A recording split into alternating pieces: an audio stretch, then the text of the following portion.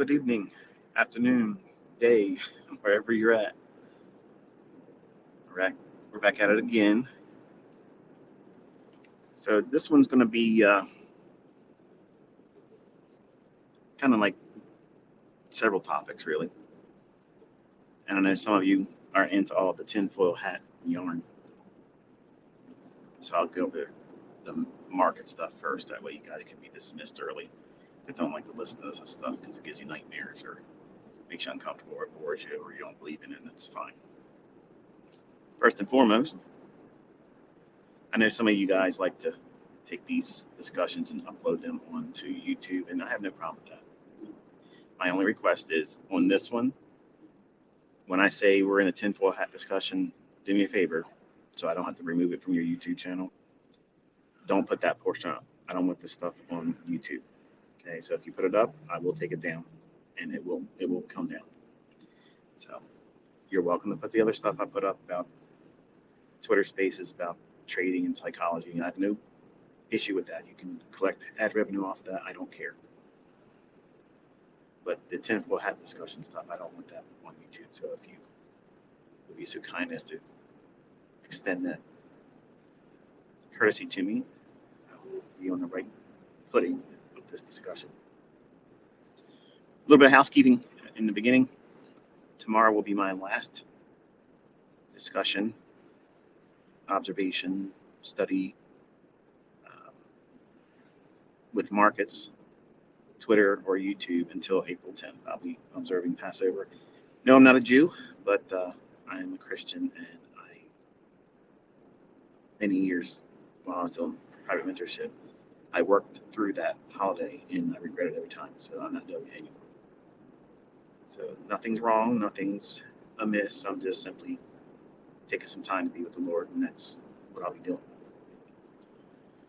And we'll be back at it again on the following week. Tuesday will be my first live stream. Okay, so the 11th of April. So today we had a live stream, and I mentioned earlier on Twitter that we would see a couple of those levels reached pre-New York session, and we had those deliver. And then I mentioned that the actual morning session itself would be a little bit difficult. So lower your expectations. And you've seen, obviously, how muddy the waters were. Market chopped up and down, stayed in a really, well, not a very satisfying range. But even through all that mess, if you're looking for a model that you had to be testing, not that you should have been trading today.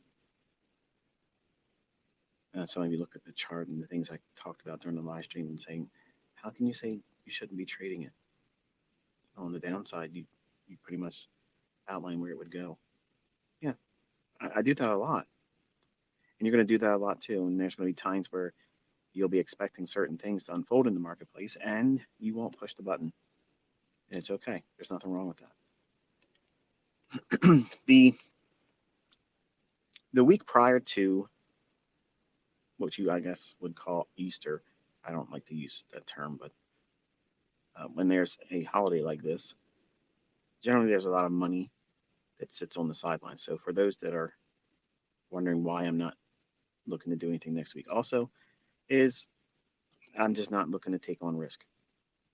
I'm not looking to do that. I don't want to promote the idea that everyone else should be looking at the markets like that, even if you don't share my same faith. Now, if you looked at what we went through today in ES, we had a lot of confluences why the market would have had a short-term high formed and potentially have the weekly range capped. And what do I mean by that? Some of you may have not understood what I said earlier, and maybe you haven't gone through the core content lessons, and maybe you haven't kept notes. Maybe you didn't hear me talk about these things in other lectures and such, but when the market has a one-sidedness, in other words, for the weekly range, If the majority of the weekly range across the daily candles has been predominantly one direction, which is pretty much what we've seen since Tuesday, generally, not always, but generally, Thursday's morning session, and this works in Forex too, so don't think that it's just something that works only on futures or index trading. But generally, the New York session, morning session specifically, will tend to create a intermediate term high or intermediate term low. And that may, in fact, become the actual opposite end of the weekly range.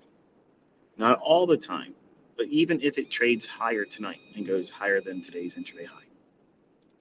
I believe the high was 4087.75, so we failed to get to 4088 today. Never printed. But if we go above it overnight tonight, it's okay, because you've seen how that morning session proved to be a tradable condition. In other words, we've seen an intermediate term high intraday, and it traded down to an objective that we were able to outline. You watched me do that in the live stream. And two of the targets, the two of the discount arrays that I outlined, traded to beautifully. And I screenshot it as it was slamming into the sell side liquidity pool. And it only went one tick below that from the time I screenshot it. And then it traded right from there all the way back up into the morning range, very close to the high of the day.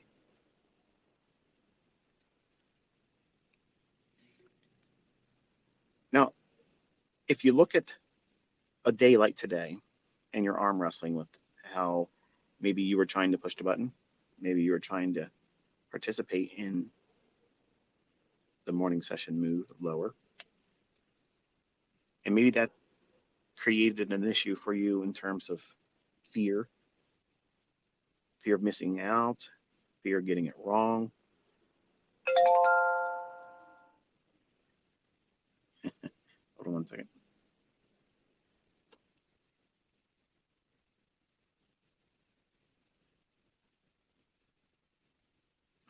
Usually I put on my do not disturb because people like to call me when I'm doing these things. I know the text message from someone I don't want to hear from right now, but I'm going to talk to when I'm done. Not a hater. But if you were looking at this morning and you felt bewildered, chopped up, second guessing everything, that's okay. There's nothing wrong with that. In fact, that's how you should feel. That way, you will see it again in the future, and it'll prevent, hopefully, you from doing an over-leveraged trade. You don't want to be doing things in the marketplace when it's like that with high leverage, which is the reason why I mentioned lower your expectations.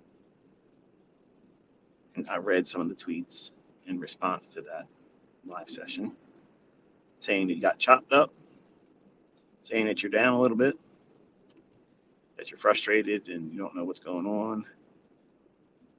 Oh, you're pushing a button when I told you not to push a button. And now you're bringing emotions into it, which is exactly what I said would happen if you did that. Now, for the folks that didn't push the button, you can see how you probably have spared yourself a great deal of aggravation and frustration because you didn't go into it with casino time mentality. You're in there observing, trying to learn. The takeaway from today is, yes, even inside all that mess, if it starts to move lower, we can see where it's going to go.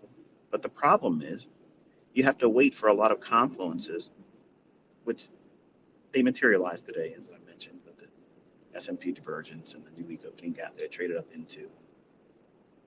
All the other factors that were listed in that tweet.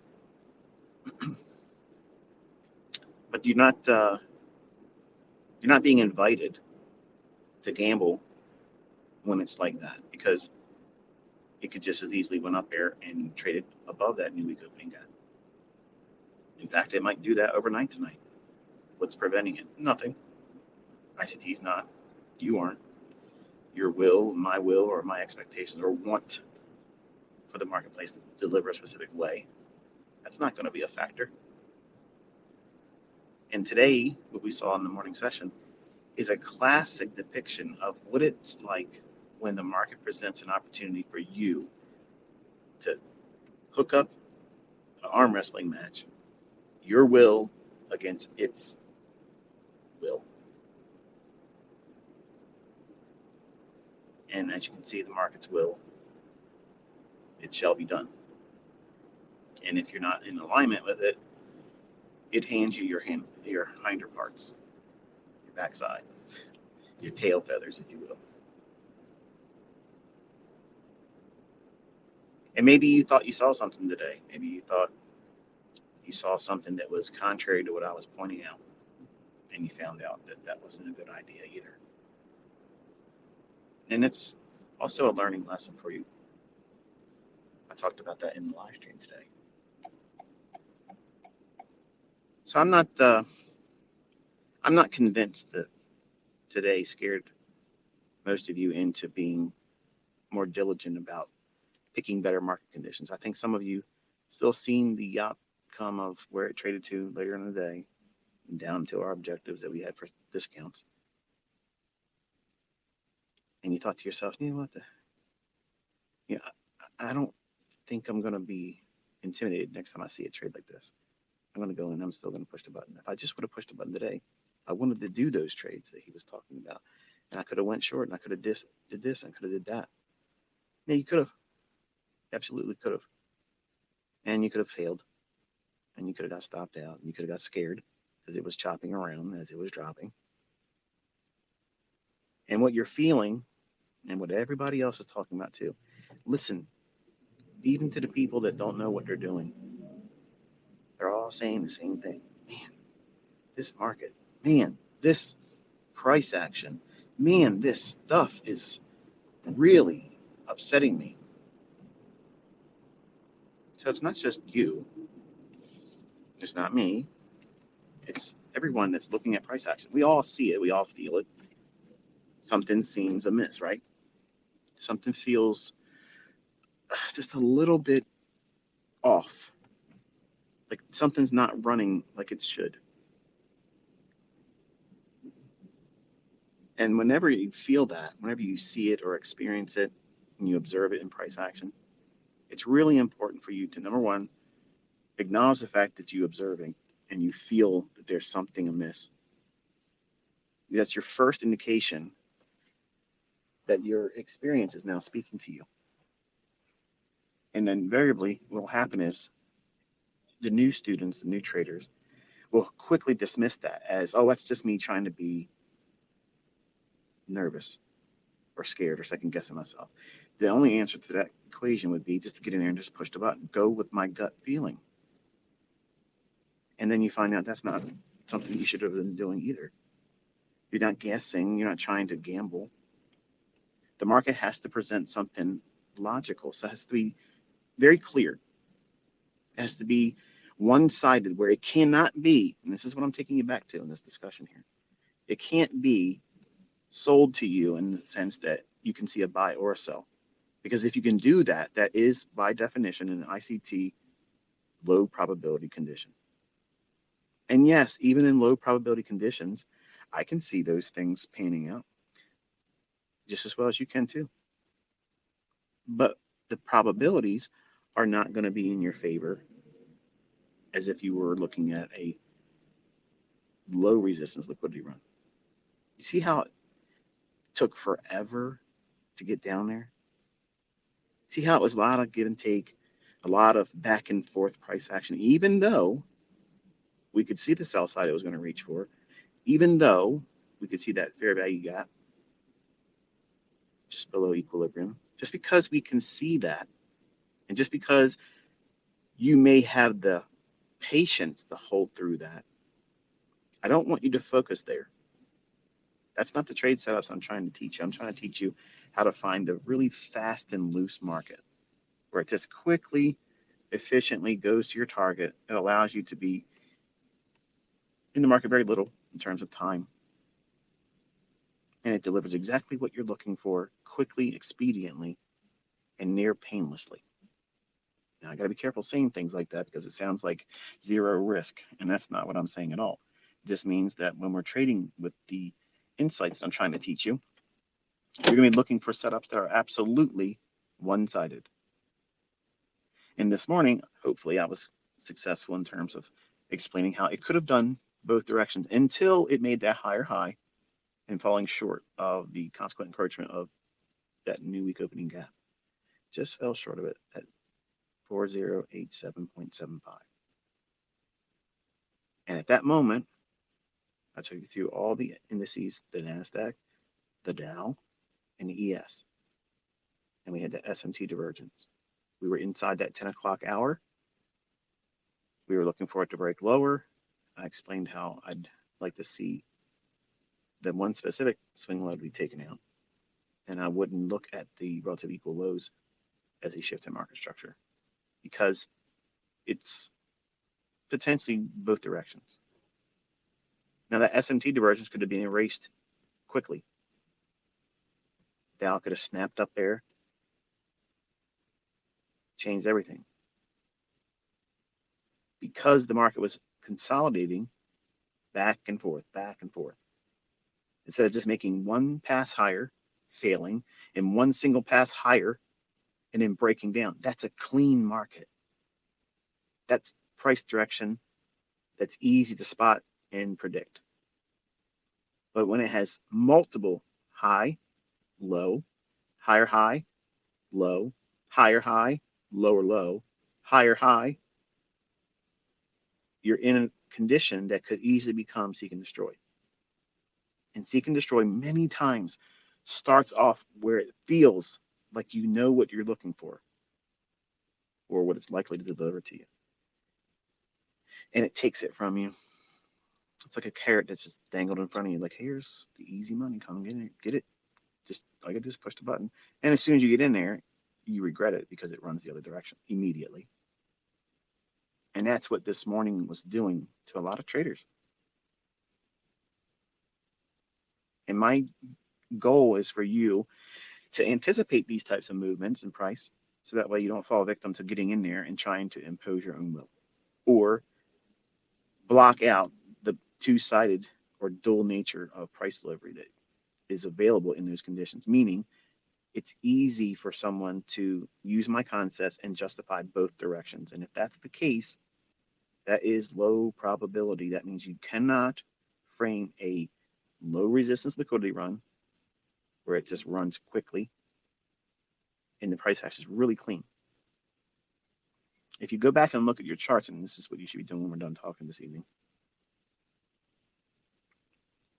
you want to be looking at it and taking note of how many times each individual 1 minute candle overlapped the previous. Back and forth, back and forth, back and forth. That is a market that is struggling to trade outside of a holding pattern.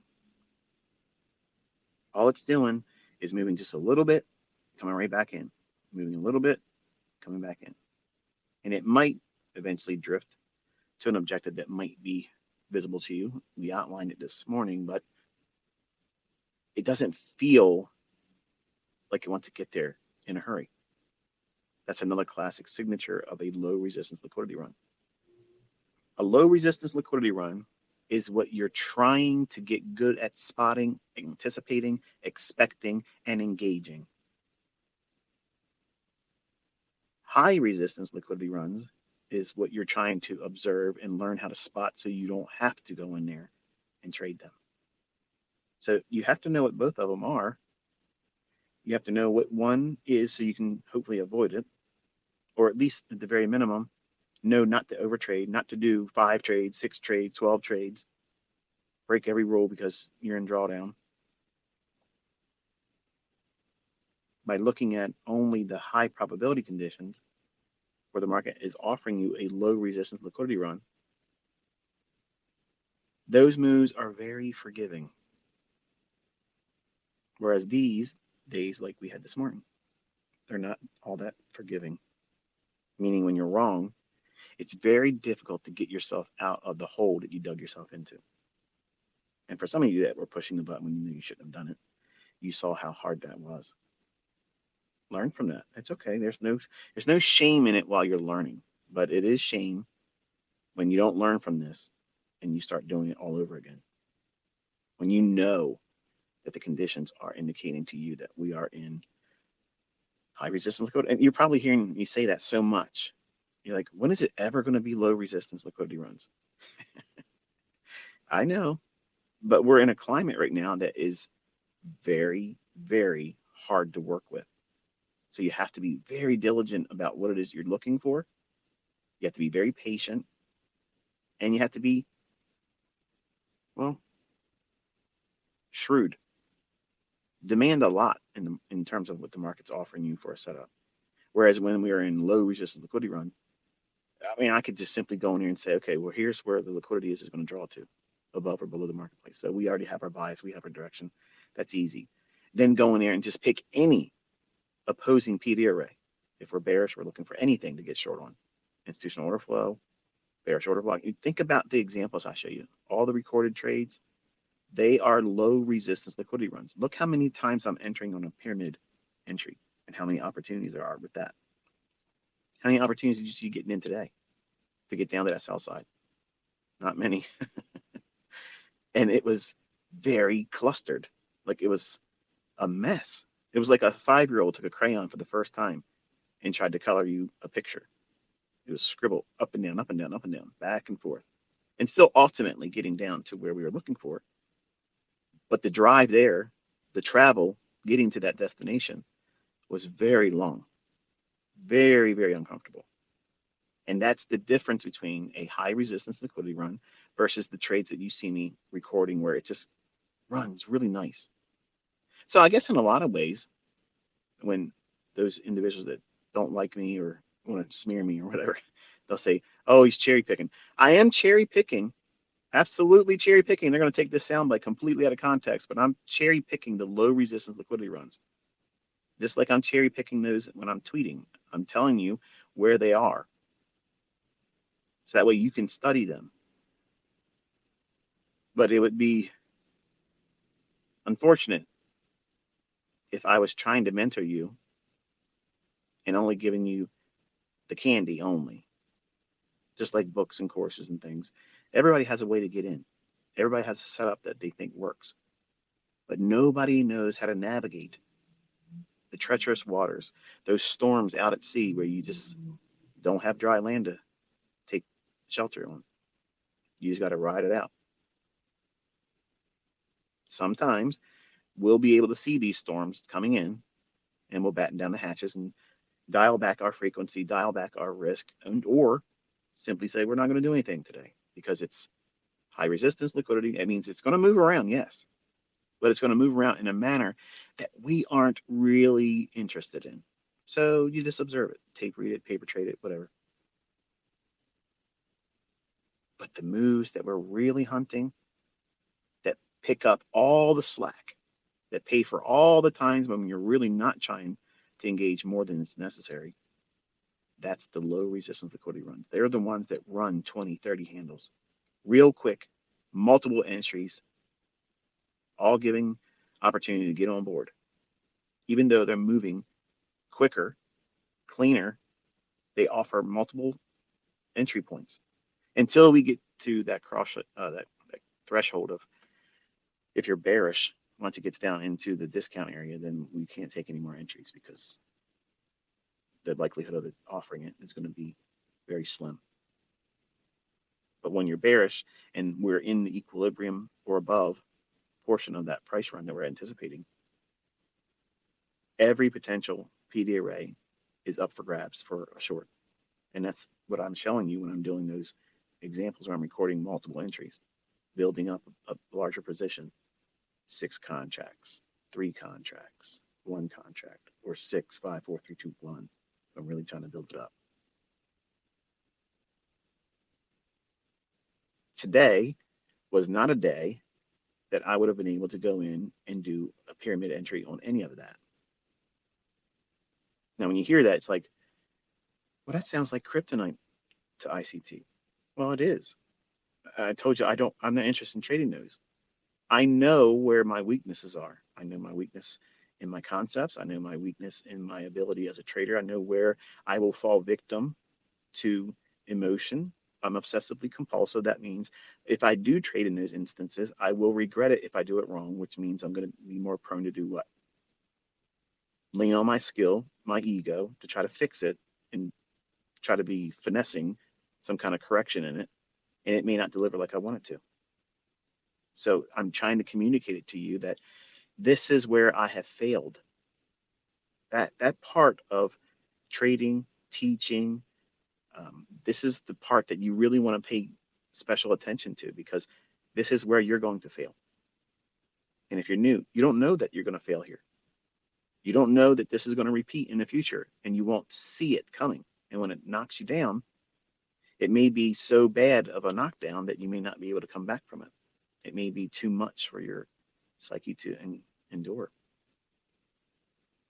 Think about this morning. That was very exhausting, wasn't it? Sitting there together for about 2 hours or so and seeing it do pretty much nothing, just banging around inside a very small range. Do you want to spend your trading day when there's nobody telling you that this is not a good thing to do? It's better for you to just close your trade, close your charts, and go do something else. Do you want to be in that environment with next to no experience with a live account in drawdown? Think about that. That's what I want you to be thinking about today. Some of you did it. Some of you did it to yourself, not listening. And now you know what it feels like. And you gained scar tissue. And it sucks because you didn't listen. And every time you don't listen and you do something you shouldn't do, you're gaining more scar tissue. And that makes it harder and longer for you to learn this. When you could just simply just do what I'm telling you to do. No risk. Just observe.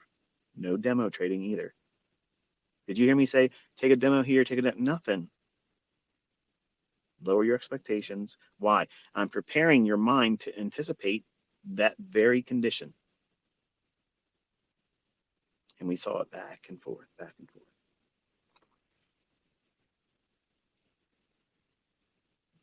You won't likely blow your account on days that are just absolutely one-sided. I've had students that did very, very poorly with their entries because they either waited too long, the market was too fast for their liking, and instead of getting in the fair value gap, it starts moving away from the fair value gap and they get in there. That to me is chasing price. But they will show their results to me and say, hey, look at this. This is what I did. I know I wasn't all that great with the entry, but look what I made. And I have to be honest with them and tell them, you did poorly. You're entering in a time when the market's expanding away from the PDA rate that you should be trading. I mean, if you get real close to the low of a fair value gap and you're bearish, I ain't going to cut you off for that. But if you're like the range of the fair value gap from the highest point and the lowest point, if you're like 1.5 times that range below the fair value gap and you just happen to make money, you're going to hear it from me. That's not what we do. We don't do those things. And that's what my son's trying to do. Like he doesn't trust the fair value gap because he hasn't seen it enough. And he's telling me he wants to do it his way and just give him a little bit of time. If he doesn't do well, then he'll do whatever I tell him to do. Well, I told him, just simply do what I told you to do. Why make this longer than it needs to be? Why put me through all this? Because I don't have the patience for it. I'm 50 years old and cantankerous and I'm set in my ways and I feel like he's just being unruly.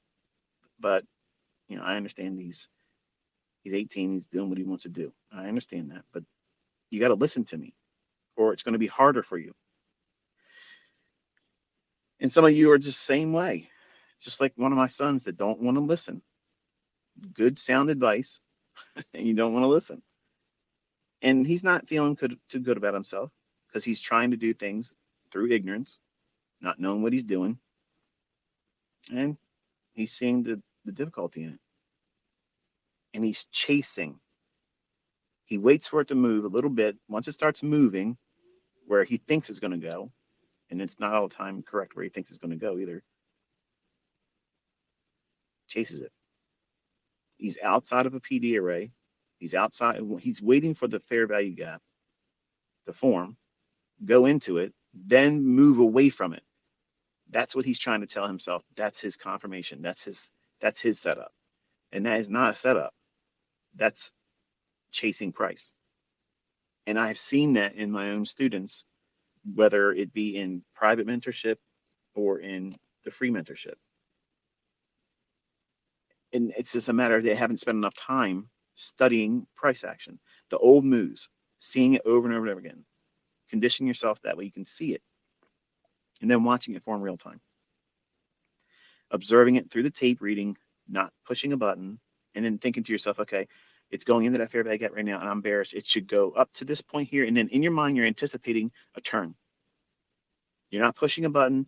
You're anticipating it. You're expecting it. Inside your brain, the dialogue is, okay, we're inside here. I want to see price repel from here. Reject this area and move away from it energetically in the direction I think the draw on liquidity is. His draw on liquidity is wrong. He's not sticking to the bias. He's not sticking to the expectations that I'm mapping out in the morning. Whatever I tell him to do, he's trying to find something up. It's like an arm wrestling match that's opposite to that. Now, some of you are probably smiling and listening to that thinking, damn it, I thought I was the only one. Just because he's my son doesn't make him exempt. He's having the same human characteristics that everybody has. You want to do your own way, your own thing. Don't walk on the grass. And he's trying to moonwalk on it. And he doesn't know how to moonwalk. So he's fumbling. And if it were anyone else, it would be amusing. But it's not amusing to me because, number one, I feel like he's not listening to me. And I'm giving him time to talk to him about what it is I want to see him focusing on. And it's being disregarded. If it was anything else, I'd be in his ass about it. But I'm trying to be very careful not to break his spirit, because I could very easily come down on him like an ogre and say what I want to say. If it was someone like you all, I'd be like a drill sergeant, and it would hurt his feelings. And then he would have a chip on his shoulder, and then he would be resentful to me, and then he wouldn't learn how to do it. So I'm trying not to smolder this ember I have right now. And I'm trusting that his difficulty he's bringing upon himself will get to some threshold where he says, okay, I tried it my way. Whatever you say, Dad. Remember, he's the one that's the most likely to be combative. He's the competitive one of my boys. He's the more outgoing extrovert. He's the wants to show everybody. And he's seeing, much like that analogy I've used many times, where you show a guy a magic trick and he thinks right away he can go out there and do it. And he doesn't do it. He can't do it. And he thinks that he's watched a few things, listened to me explain something, and he can just go out there and just do it like everybody else does with their demo going into live fund trading. I did 30 trades. 3 of them were right. Fuck it. I'm ready. Let's get out there and do some live trading. I ain't got time to be waiting around anymore. That's the same mentality. And I'm not sure what's going on, but he's doing it his way, and his way ain't the right way. So I guess it could be a little bit comforting for you to feel like even in the household of ICT, the boy wonder, who I know if he just gets his shit straightened out, he could do this better than me. He could. And I can see how I was when I was 20 years old, trying to do things my way when I didn't know anything. He's doing all that same stuff. And hopefully it doesn't take as long for him to snap out of it like it did for me. But I know he doesn't like that coffee shop job, and I don't like him being there either. And the longer he does all the wrong things, that pressure is going to grind on him. It's going to grind on him. I know it'll do its work, and it'll just be a very, very large, jagged pill that he'll have to swallow and say, "All right, Dad, you were right." Okay, that's not important. Now here's what I want you to do, and it's very simple rules. It's very simple rules. The shit I'm explaining to you today in that live stream, that's essentially what I'm teaching him. Look for that. It's very easy. It's time specific. No, no, no, no, no, Dad. Look, look what it did over here on that day. I think that's my model. What? That just happened to move. That's nothing. There's nothing there. Okay, there's nothing there. All right. Well, this is my model. Everything he sees, it's in hindsight that's moved. That's his model because he doesn't want to do the model I'm giving him, which is the same crap that my oldest son gave me. Where nah, I want to do my own way. I want to go into crypto. Okay, I can't make them right. I can't make them do it just as well as I can't make any of you listen to me. The ones that listen, they get it. The ones that don't listen, they go through a lot more hardship. And you can't do that kind of stuff through ignorance and when the market's not being cooperative like it has been for a while now. The market's gyrating, it's moving around. I understand that. But what I'm specifically aiming for setups for myself, and what I'm teaching you as my students to look for, they're not as clean and frequent as we have been seeing. All that means is we're getting ready to enter a time when it's going to get really wild. We're going to have big ranges again, a lot of movement, a lot of volatility, but you can't make that come. You can't make it come faster. You have to submit to it. And that's very difficult for someone that's new. Someone that's new, they think every day is going to be like that. And you're afraid that you're going to miss that big move day, that big trending day. And today, and many other instances in the past where I've lectured and told you that we're going to have, a low resistance liquidity run condition, lower your expectations. And then it delivers like that. That to me is like a superpower for a trader. Like you want to have that skill because that is kryptonite because you need movement as a trader. You need to see pricing that is a little bit exaggerated. That's what you're looking for. You want to see some animation in price that provides the movement that even if you get off on a trade and it doesn't really give you the best fill, it's still okay. You can work with it. In a market environment like this morning, you have to be absolutely laser precise inside of mud and then be willing to sit and endure back and forth, back and forth, back and forth. And I've done a lot of that and it's stressful. It doesn't make a lot of sense for me to be doing that because no matter what you make in an environment like that, even if you're profitable, you feel like you ran a marathon. At the end of the day, which is only a couple hours in the morning session if you're going to be trading, it feels like you worked a 9 to 5 job plus a part-time job with no sleep. Your energy level's zapped because you've expended much more mental capital holding on to something, even though it made you a gain, if it does. You spent so much energy, so much concern about being able to stay with it and will it turn against me and how long you got to wait for it to deliver. Doesn't make any sense to me to do that. I know what I'm looking for. I'm teaching you how to look for the right ones to zero in on those days.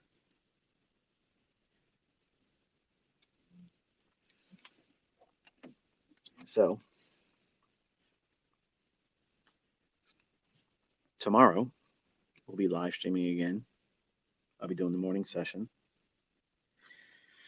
And we'll be looking at I'm probably going to start the stream at like 9:45 because I want to see more specifically the 10 o'clock to 11 o'clock conditions.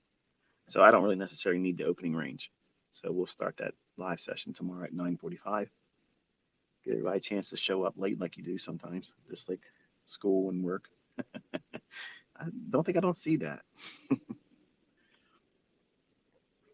And then when we're done with that tomorrow, because I'm doing this Twitter space here now, that will complete my time with you all until we get to the other side of Passover. Which brings me to the discussion now, tinfoil hat discussion, or the tinfoil and yarn. So anything past this point, folks, if you would please just try not to include this on your YouTube channel. I get messaged with people thinking that I have a problem or would have a problem with you uploading the Twitter spaces. I never have an issue with that. I know you guys are uploading them, you're monetizing them, you're getting paid for doing it. I don't care. I don't want them on my channel because I use language that I really don't want on that YouTube channel. But I don't want this discussion on YouTube. So unless you want me to take all of those live streams or those Twitter spaces down on your channel, just don't put this part up, okay? I promise I won't mess with any of you that are doing other ones. Just this one, don't do it, okay? So I'm not sure if you've been paying attention or not, but a lot of countries are de-dollarizing. They're not trying to do business with our US dollar here in the States. So right away, some of you are going to be like, oh, this doesn't have anything to do with me. Good. Go watch something else. It will be something you're going to be concerned about, I promise you, because there's going to be reverberations across all the markets. But last summer, I remember sitting in a parking lot, much like I'm sitting now. Not in the same place, but I talked to you all about how when we get into March, April time period of 2023, you're going to start seeing signs that are going to be undeniable. And then you're going to start paying attention. Because right now it just sounds like tinfoil hat. And it doesn't make any difference what I say, because it doesn't most likely pan out. Because it's a conjecture. It's something that you're going to view, if some of you are listening to this and don't understand what I'm talking about, you're going to say it's fear porn, okay? Or it's conspiracy theory, or it's just trying to incite fear. I'm not trying to incite fear. I want you to be aware and prepare. That's all. You're not going to stop it, and I'm not going to stop it, just like I said last summer. My personal students, longer term students, they know I've talked about these things coming longer than last summer. This last summer, I just made it open. Talked about it publicly in a venue like this. But we have been watching these things for years come to fruition. And here we are. Here we are.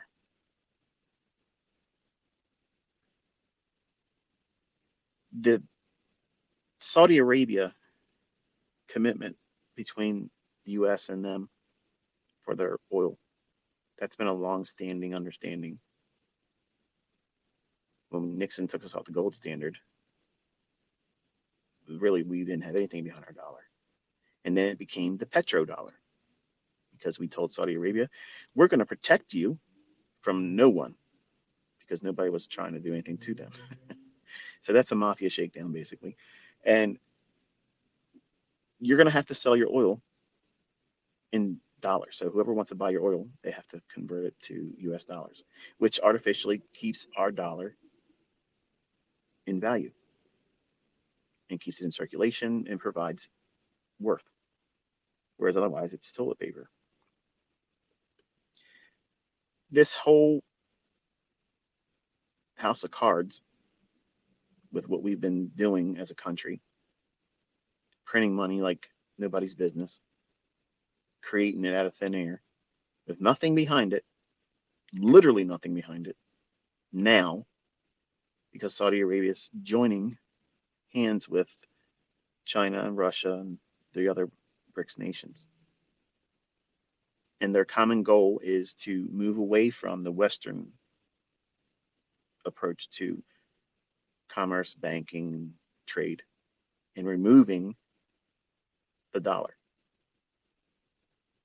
Now, for the folks in the United States, this is something that you need to be really concerned about, because we're fastly approaching when just in a day, maybe as little as an hour,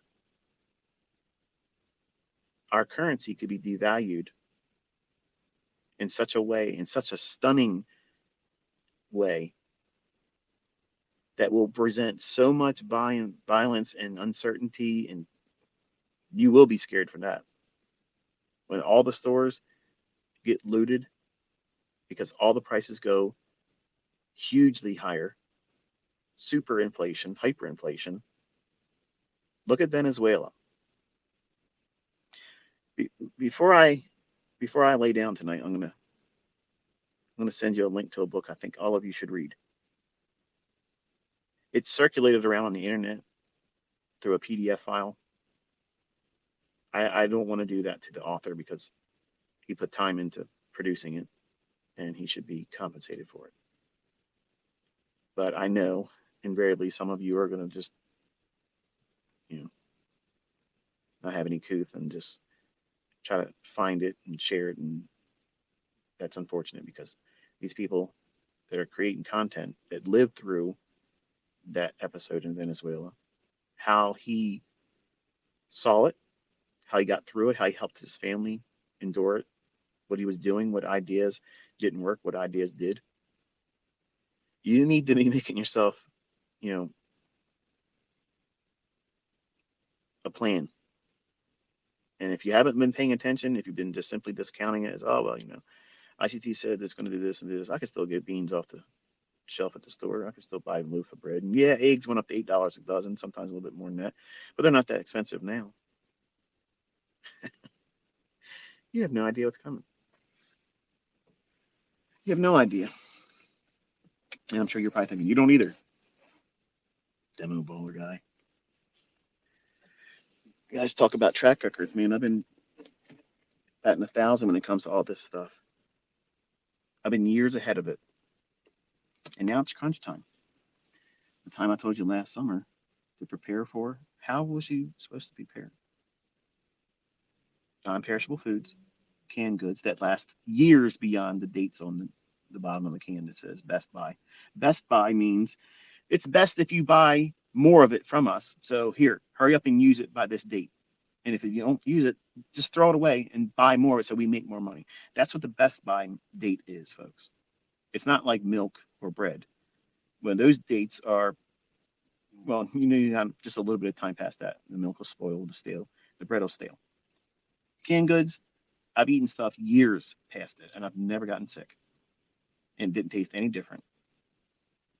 So I had students that were in my mentorship or still in my mentorship and were listening to me tell them in 2020, try to amass yourself 6 to 12 months worth of food and then use that, rotate it out.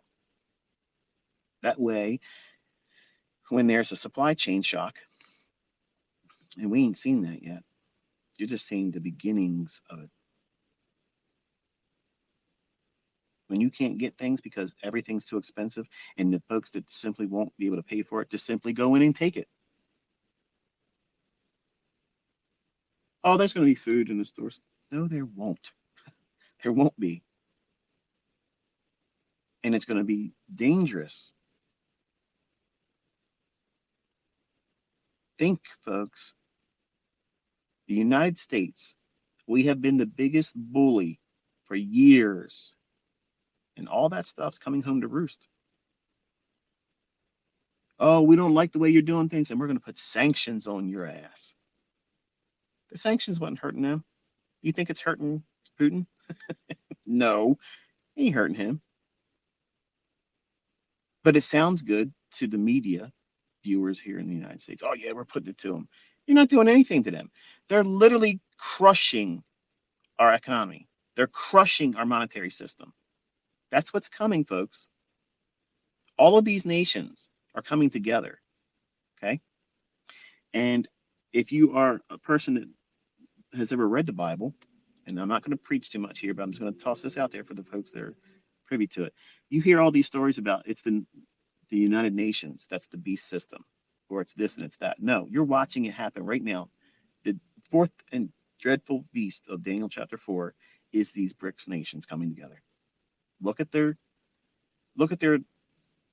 countries' animal, Russian bear, right? Chinese dragon. All these nations have these these figures that draw an identity to them. This fourth beast that's coming together, okay, it's unlike any other beast, and a beast is a nation. That's what the whole scripture talks about. So without sounding too churchy, just understand this. We're watching something that nobody saw coming. Everybody writes prophecy books and stuff, and they were writing them before Israel became a nation again. And until Jerusalem became its capital again in the 6 Day War, all those prophecies, everybody had no idea what they're talking about because God's timepiece did not start until then. And don't send me your emails and tell me you wrote books and you've been watching. I don't want to hear about all that. Okay. I don't want to hear about it. If I'm wrong, I'll be wrong.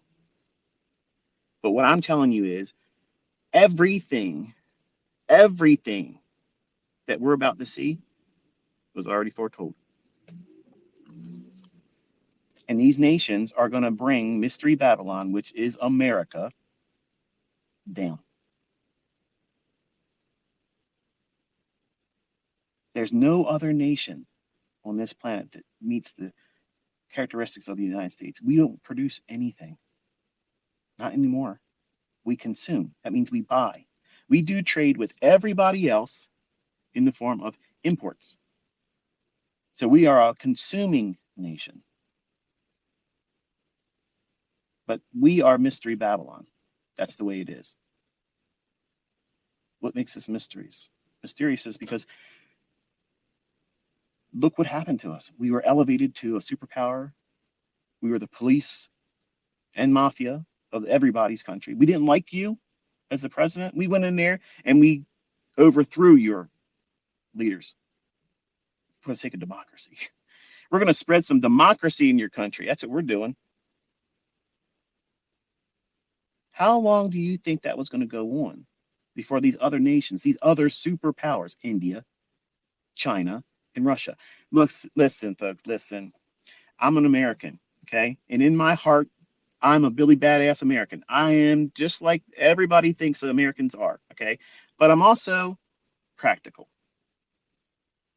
We are Billy Badass, G.I. Joe. We are. But who we have leading us right now, we are a limp fucking noodle. We're not doing anything for our own country.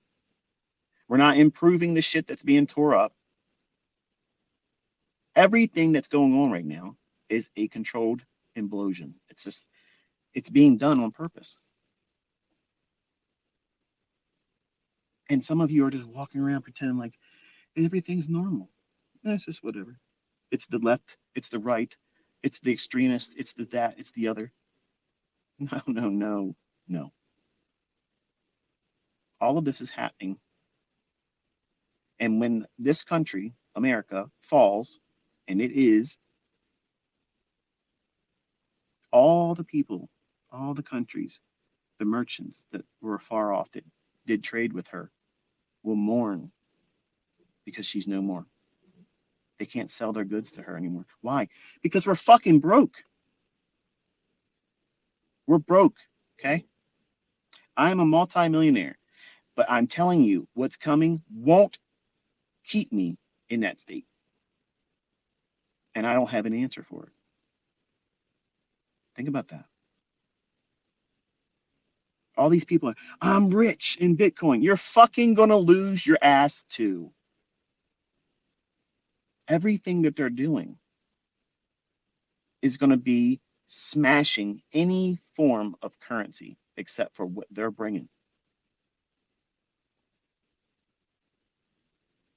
You're not going to hide from it. You're not going to escape it. So what should you be doing?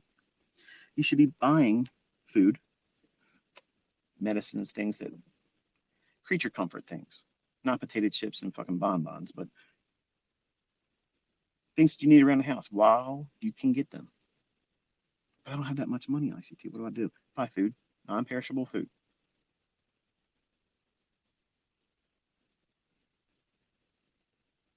In 2016, when I was on Twitter before the elections, I said Donald Trump was going to be the winner.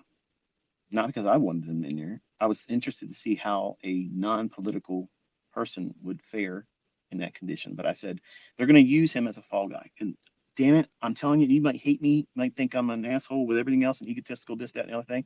But I was fucking right. I've called this shit perfectly. More precise than some of the trades I call to the pip. And that's scary. Because I'm going to be honest with you, I have no idea what prompted me to say the things I said when I was talking about it. But I just felt like I had to say it. And I feel that way same right now. And I'm not trying to scare you. I don't want you to be afraid, but this ain't the time to be scared. But there's coming a time when shit is upside down and you can't afford anything. Our country, okay, our country is going to have such an inflation and your money is going to be next to nothing. That's what's coming. But don't be afraid for too long because the solution's right in the offing. It's the central bank digital currency. After all, they got to have a solution for the problem they're bringing. They got gasoline, a rag, and a match right now. And behind them, they got buckets of water. They're going to start the fire, spread it, and say, look what we got to deal with. Don't worry. We're from the government, and we're here to help you.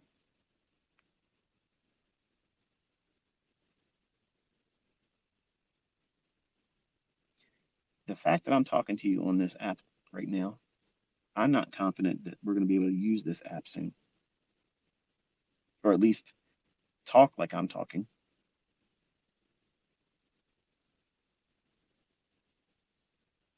There's a bill in the United States that you're trying to pass through, dubbing it the TikTok bill. That has nothing to do with TikTok.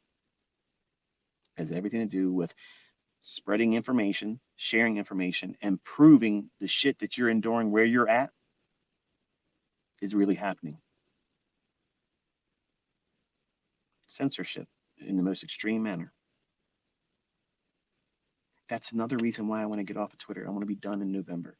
And I'm hoping I can get everything done by then. Because the topics I talk about, the things I say, that puts a bullet, hopefully it's not a bullet. Instant death, instant glory. I ain't too afraid of it. Fuck off if you think you're going to bring something like that. But I don't want to put a bullseye on me needlessly. Not when it's open season for all that shit.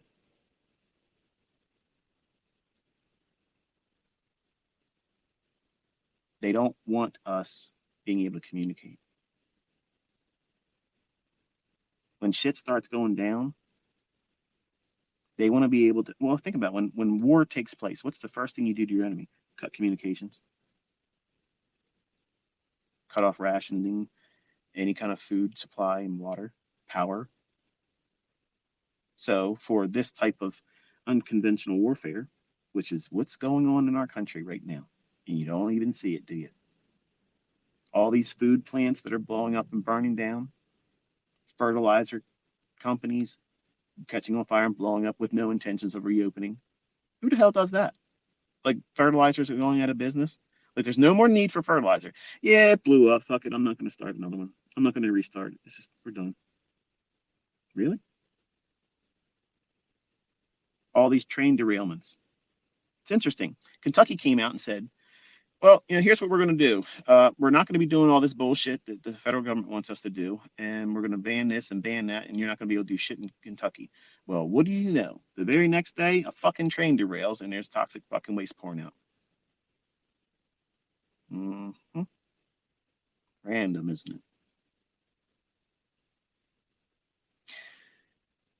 I have a lot of friends that talk about how I'm going to move to Florida.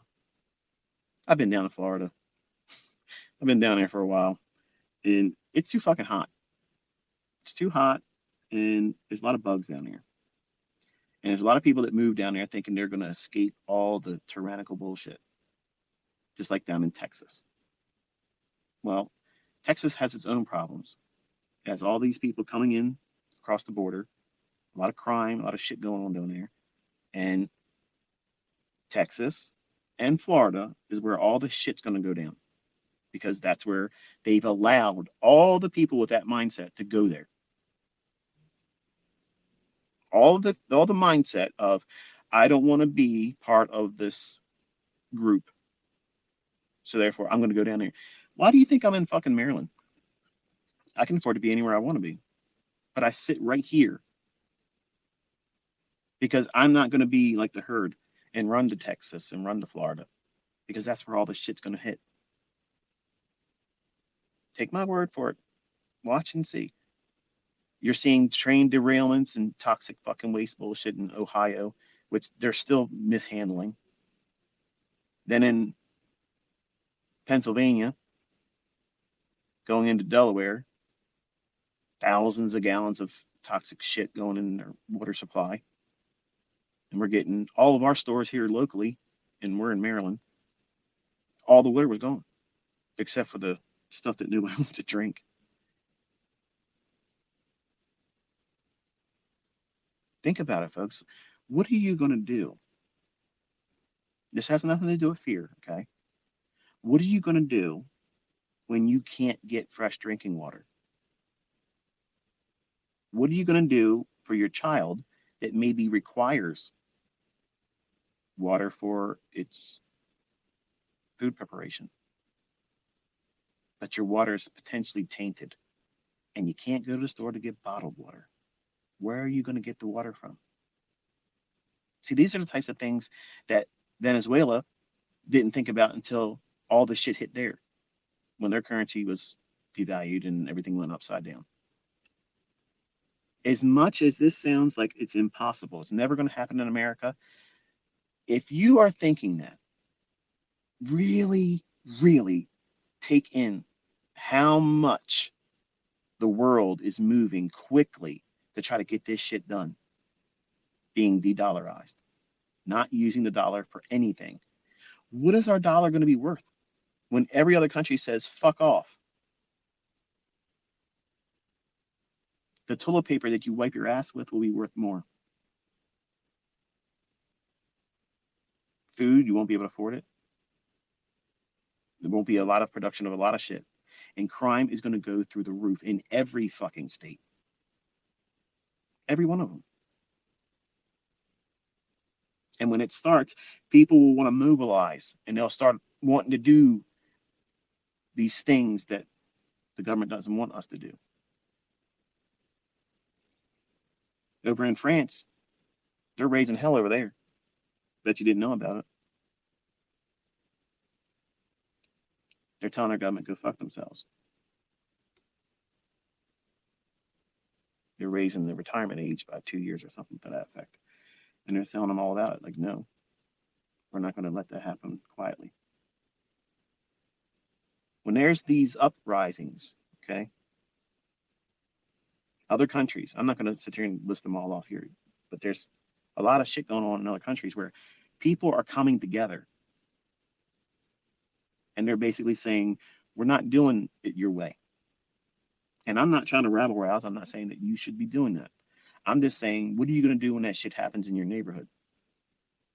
And stores, gas stations are not in operation. What are you going to do? Because that's what's coming. That's the science fiction level shit that's coming. It's going to be hard. It's going to be uncomfortable. There will be sleepless nights because you'll be afraid that people are trying to get into your shit to take what you got. And do you have precious metal in there that you can ventilate them if they try? You might not like firearms. You may be against them, but there's coming a time where you're probably going to wish you had one.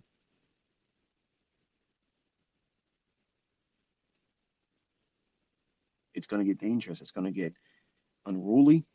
People are not going to be able to get the shit they need. They won't be able to afford anything. And panic will set in. And people that can't eat and can't feed their kids, they're not going to give a shit about you or your family. They're not going to give a shit about your house, what you're driving, none of that.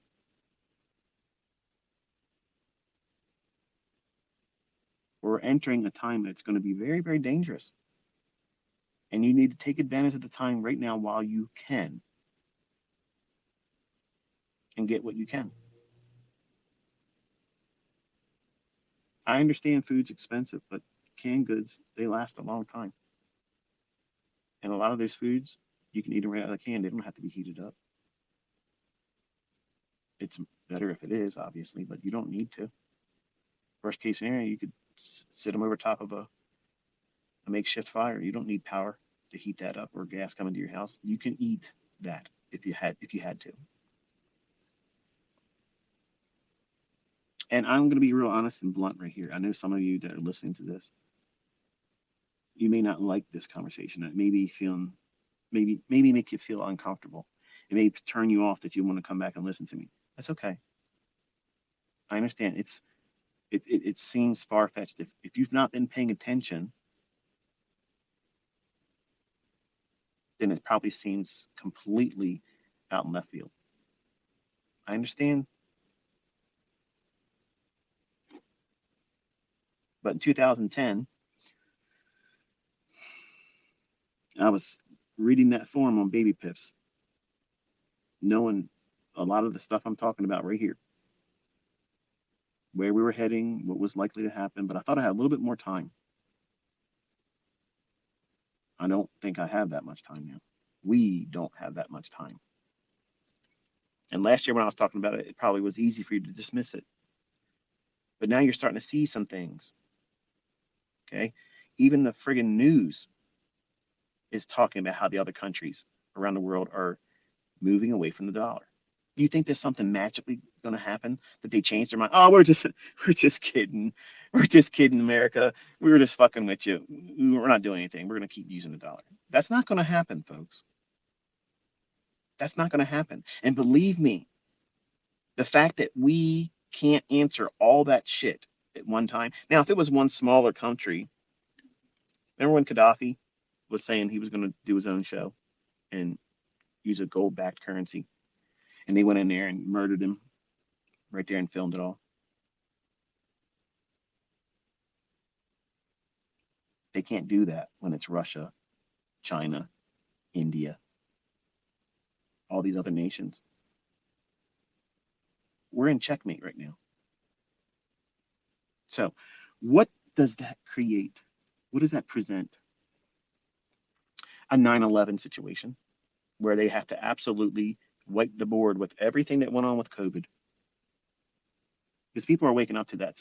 That's all bullshit. They've wasted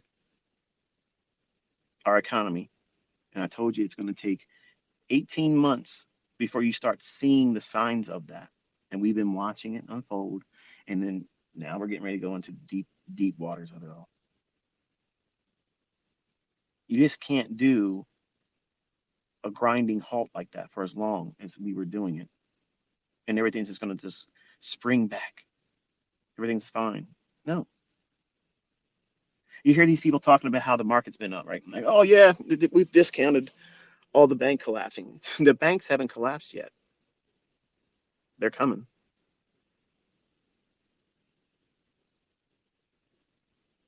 The fact that these guys in Silicon Valley Bank were pulling their shit out and they're trying to dismiss, oh, that's the reason why your money's safe. Let me tell you something, okay? I have millions of dollars and I know my money ain't safe. It's not safe. I have no idea how it's going to impact to the lengths of how far this kind of collapse shit will happen. I just hold on to it loosely.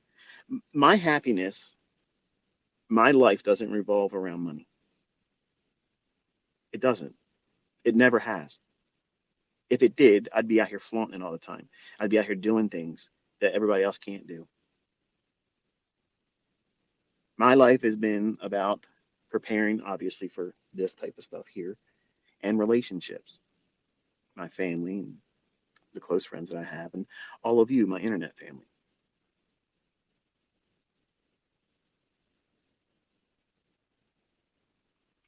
But these nations are not fucking around, folks. They had enough. And when it's just one of them, Yeah, we can go there and start some shit with them, and there'll be a war, maybe a proxy war. And that's always been our response. Oh, okay. Well, you're trying to start your own currency and get away from the dollar. Well, you need some democracy. There's a war that's broke out. A false flag event occurs, and there it is. Now we're in war. They have weapons of mass destruction. They've done something heinous and terrible to humankind. Now here we are. We're in war with somebody. But now here we are. Billy Badass, Uncle Sam, Bare Knuckle Sam. He's got a fucking bunch of people surrounding his ass right now. He's outnumbered. Yeah, we got some really good technology. Yes, we got some badass weapons. But, but we have a lot of people saying, I ain't joining the military for these people. They woke up. They saw a lot of the shit that we've been going through the last 25, 30 years. These wars, these things, these operations they've been doing, they're not justified. And you're going to send your kids to that shit? My kids aren't going. I'm going to fuck what you say. They're not fighting that shit for you. The lowest enrollments for all military branches right now, we've been seeing that. Maybe you have a teenager like I have. I talked my son, Cameron, out of joining the Navy. He wanted to do it because he has my wife's, let me see how to say this. My wife's cousins, both husband and wife, were Navy, and their children, they joined the Navy too. And he's got a really nice retirement and whatever. But I told him, I said, please don't do it. I would rather pay for his lifestyle than for him to join that. They're not putting my son out there in that meat grinder. Fuck them. Put your own fucking children out there first. Put them on the fucking front line, and then I'll think about bringing mine. But that never happens. So fuck them. So what's going to happen when all hell breaks loose? War. When our currency goes tits up, war will begin. You're all waiting for World War III. I think it really begins when they fuck our dollar.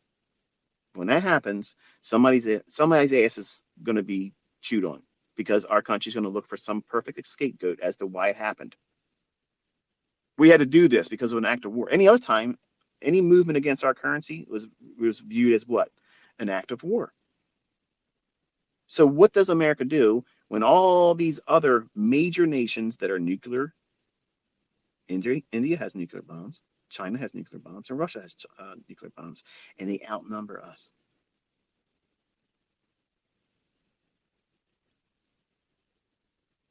We can say all the shit we want. We're going to do this. We're going to put sanctions against you. We're going to send money, taxpayer money into Ukraine, and we're going to beef up this and beef up that. They're fucking laughing. They're literally laughing. They're like, you have no idea the chokehold that they have on American dollars right now. The influence that all these other nations are having on other nations that have yet to join their movement with de-dollarization, it's gaining momentum.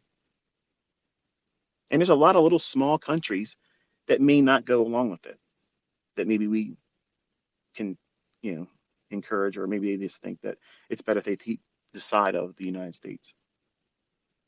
But most of these nations aren't doing that. And the ones that mattered most have already put their middle finger up and said, fuck off. And I told you last year, watch Saudi Arabia. And here they are. They're making the move, saying, you know, yeah, to South Africa, you can buy our oil in your own currency and not use the dollar. Oh, really? Really? So you're going to see all these little proxy wars spring up, okay? Because we're not going to go over there to Putin's backyard. We're not going to go over there in China. We're not going to be dropping bombs in those countries.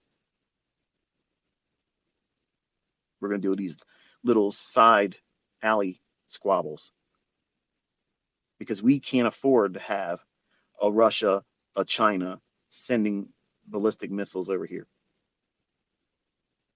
which comes to the necessary evil There has to be a monster, has to be a boogeyman. And in September 11th, 2001, we were told, and I believed every bit of it, that Saddam Hussein had weapons of mass destruction. And I was pissed off at everybody over there. I wanted to see everybody get bombs dropped on them. And I ain't ashamed to say it because I believed the bullshit that was being told to me. I had anxiety. I had agoraphobia. I was a mess. So all that shit had a major impact on me. I don't buy into that bullshit no more. If you keep seeing it over and over and over again, and you start understanding what it is that they do, you don't fall victim to it anymore. You're awake to it.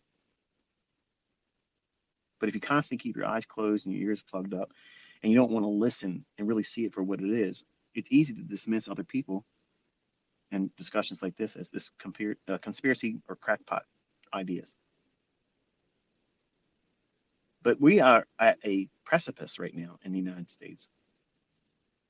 I'm literally looking around, everybody driving their cars around, going in and out of these businesses and shopping and shit. They're just oblivious to what's going on. Like they have no idea that the money that's in their bank account is moments away from fucking worthless. And there ain't nothing any of us can do about it. That's insanity, right? Like we've allowed ourselves to get to this point. We've allowed these central banks to just print, pull it out of thin air. And now they're getting ready to produce bills and laws and things that literally make it illegal for you to do what you'd normally do. Post shit on the internet, use your First Amendment right, share your opinion about your government, about the way they do things, what they haven't done correct. This bill that they're getting ready to potentially put into the law, they're trying to frame it with it's TikTok, it's dangerous, it's taking your data. Everybody's fucking data has been taken. As soon as you touch your phone, literally, this is what happened the other night. My son Caleb was at the house, and we were talking about weird shit like animals taking out other animals and how killer whales can dismantle a great white shark. And we ended up talking about something about the cartels. And I said, yeah, years ago, I was on the wrong side of YouTube. And I saw this video that said cartel. And it had these two guys standing there in the thumbnail. I was like, it's 2 o'clock in the morning. I'm not trying to go to sleep. It's Saturday. Let me see what this thing does. And I wish I never would have watched the video. This guy's taking a chainsaw to these men and literally just tears them apart right on YouTube. And I wish I could get that out of my brain. Like, I wish I could have never seen that. I didn't know what I was about to see. So by me talking about that with my son, and then we transitioned from that into the topic about killer whales and great white sharks and shit. And then some of you were there listening to me about trading. You're wondering, well, how the hell did we get on this topic? Again, this is a tinfoil hat. I told you once we got past that certain point, we're not talking about the markets anymore. We're talking about shit that's outside of the markets. Conspiracy stuff. Well, we started talking about this cartel shit, and I talked about how I saw that video. And then I said, there's a video of this great white shark that's being held upside down by a killer whale, which allows it to drown because you turn the shark upside down, it's disoriented basically, and then it will drown. Well, a killer whale knows that, and it did it on video. So I went to go to YouTube. I grabbed one of my chairs at the dining room table and I spun around. I said, here, look at this. Open up YouTube. And the first video suggestion was cartel chainsaw murder. That means that my laptop was listening to me because I don't look for that shit. So you're all pissed off and like, oh, listen to these Republicans making a case. Oh, you're using TikTok. I don't use TikTok. My wife fucking does. I can't stand it. And many times her phone has forced ads on her by listening to our conversation in the car. All of a sudden she's looking at shit, saying, look at this. We were talking about this in the car just 10 minutes ago. Yeah. These fucking devices are literally bugs. It's espionage, and you're paying for it. And they're entertaining you with all these fucking toys and games and things, these apps that keep you distracted from really what you're doing. You're carrying around a listening device that tracks every fucking thing that you're doing with your finances, what you're looking at, where's your attention, what are you looking for, who are you hanging out with, who's your friends, everything. This is a CIA FBI dream country. It's a wet dream for people that want to abuse power. That's what this is, and you're holding your hand right now. You're listening to it. And you're allowing these politicians to tell you that they're going to save you from China's TikTok listening bullshit because it's stealing your data.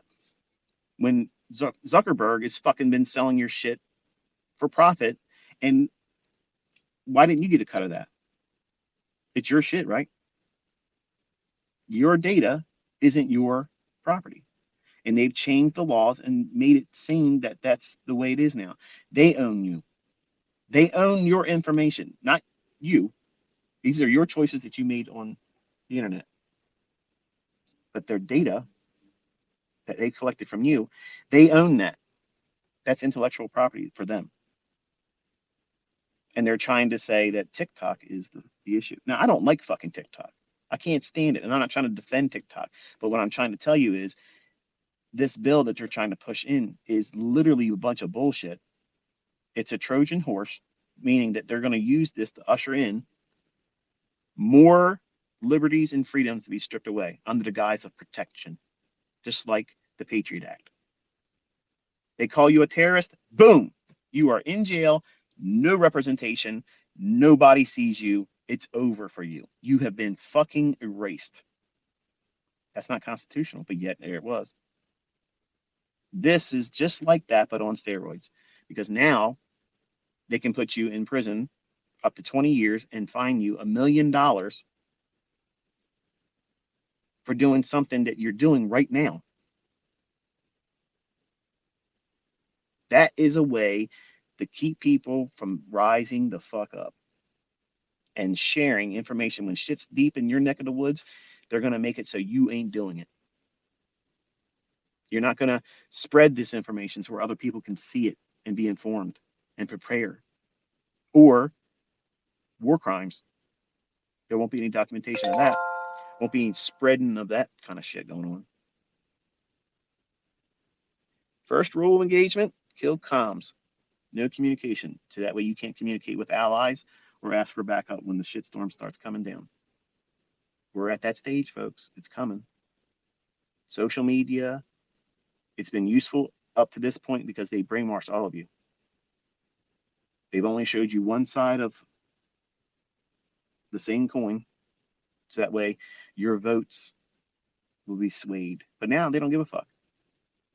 The people that are in office right now, they're all World Economic Forum cronies. All of them. Every world leader out there right now have been placed in by that organization.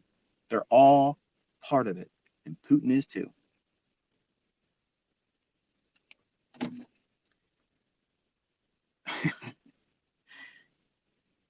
it's it's madness. Like literally, the inmates are running the asylum. And there ain't a fucking thing that any of us can do about it. You're gonna rise up. Oh yeah, you're gonna form your militias and do all that 1776 bullshit. That's exactly what they want. They want that to happen. They exactly want that because when that happens, martial law is instigated, and then bang, we are now a police state, and they will never go away.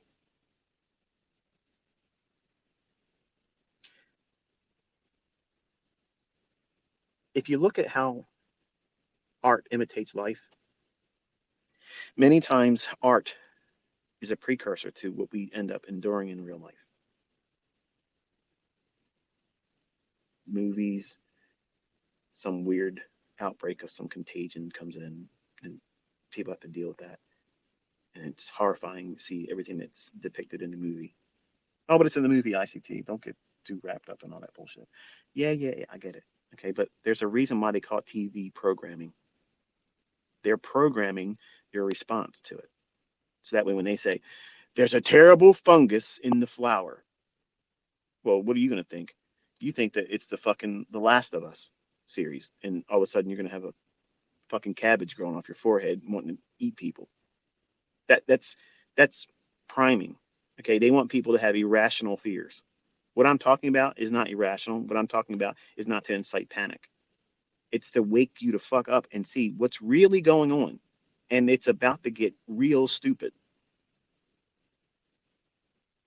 The things that they're trying to put in place literally strips any rights as an American.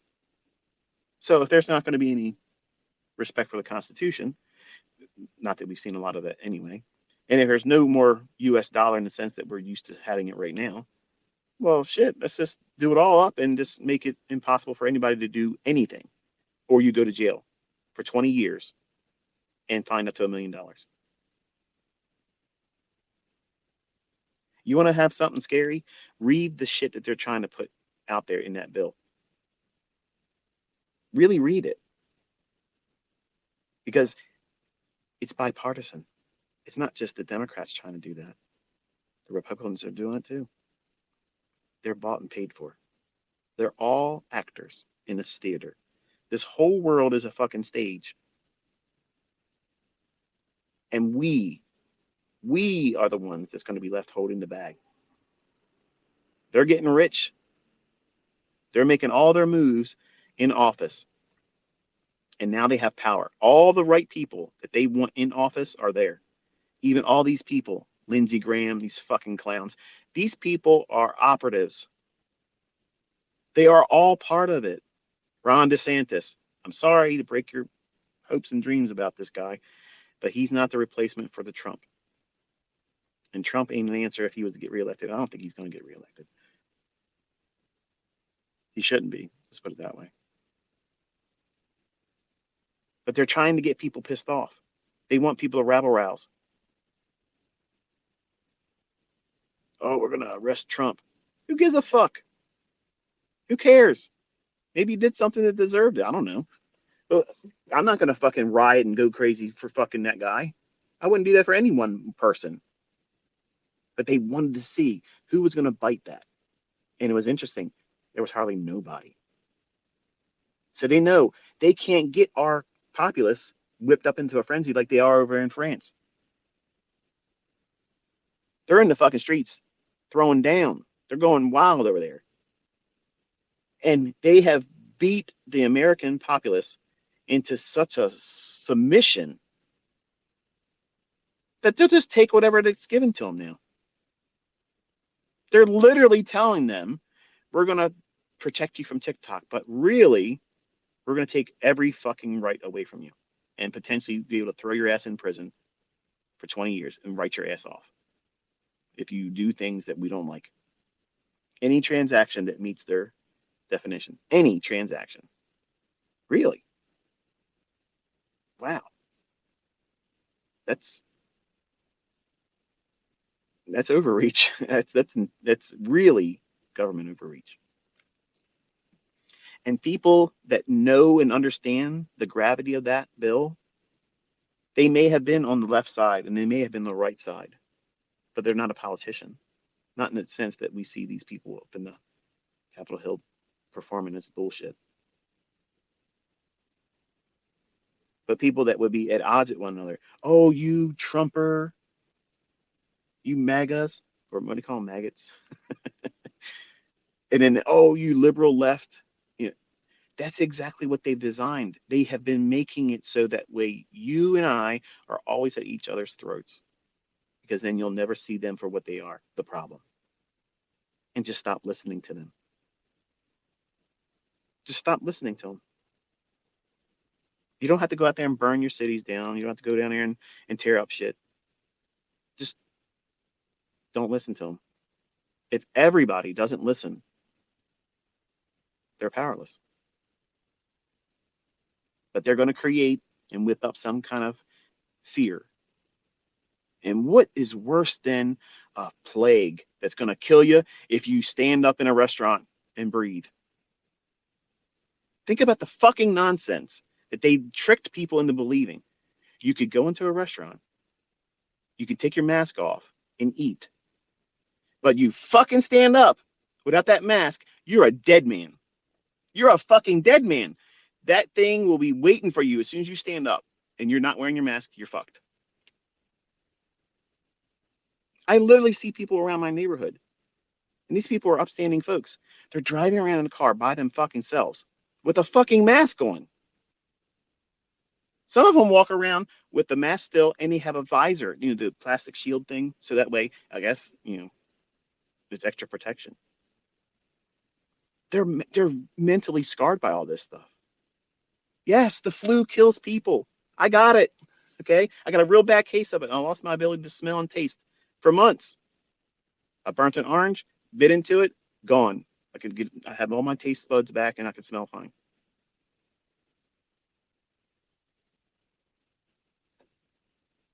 I didn't have to go on a ventilator.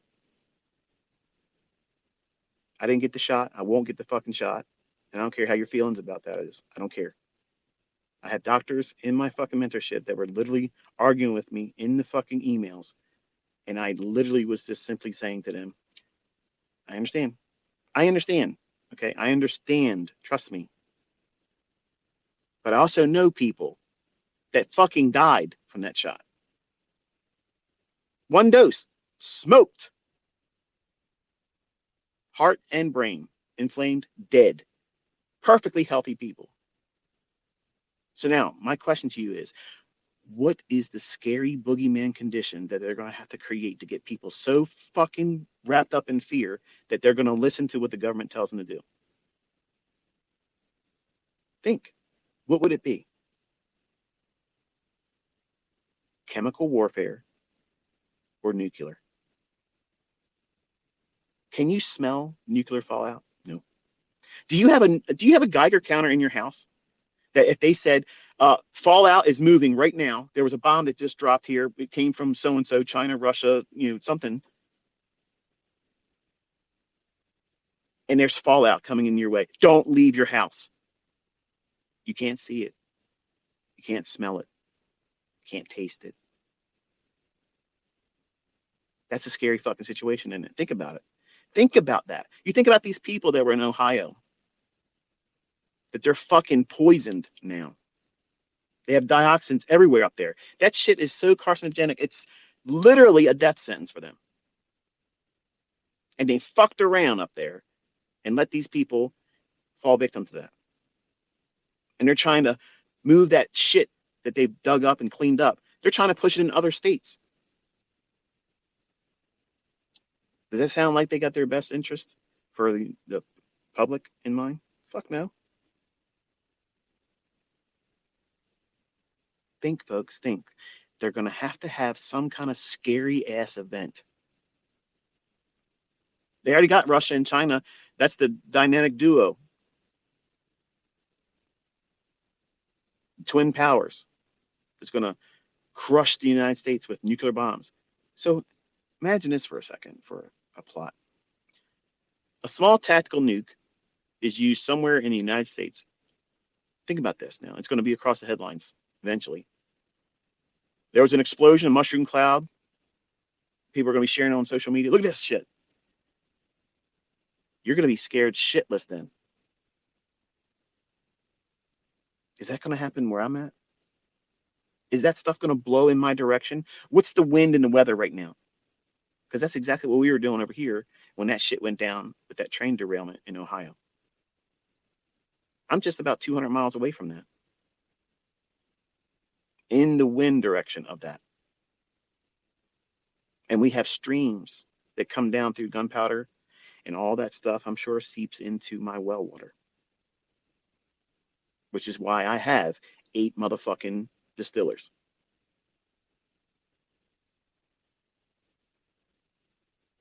We don't digest or ingest our water unless it's filtered through a zero water filter so I can get the majority of the particulates out of it. And then I distill it. And then I store it in glass. I don't fuck around with that stuff. And reverse osmosis ain't enough. And what are you going to do when you don't have the salts to use for your reverse osmosis? You're fucked.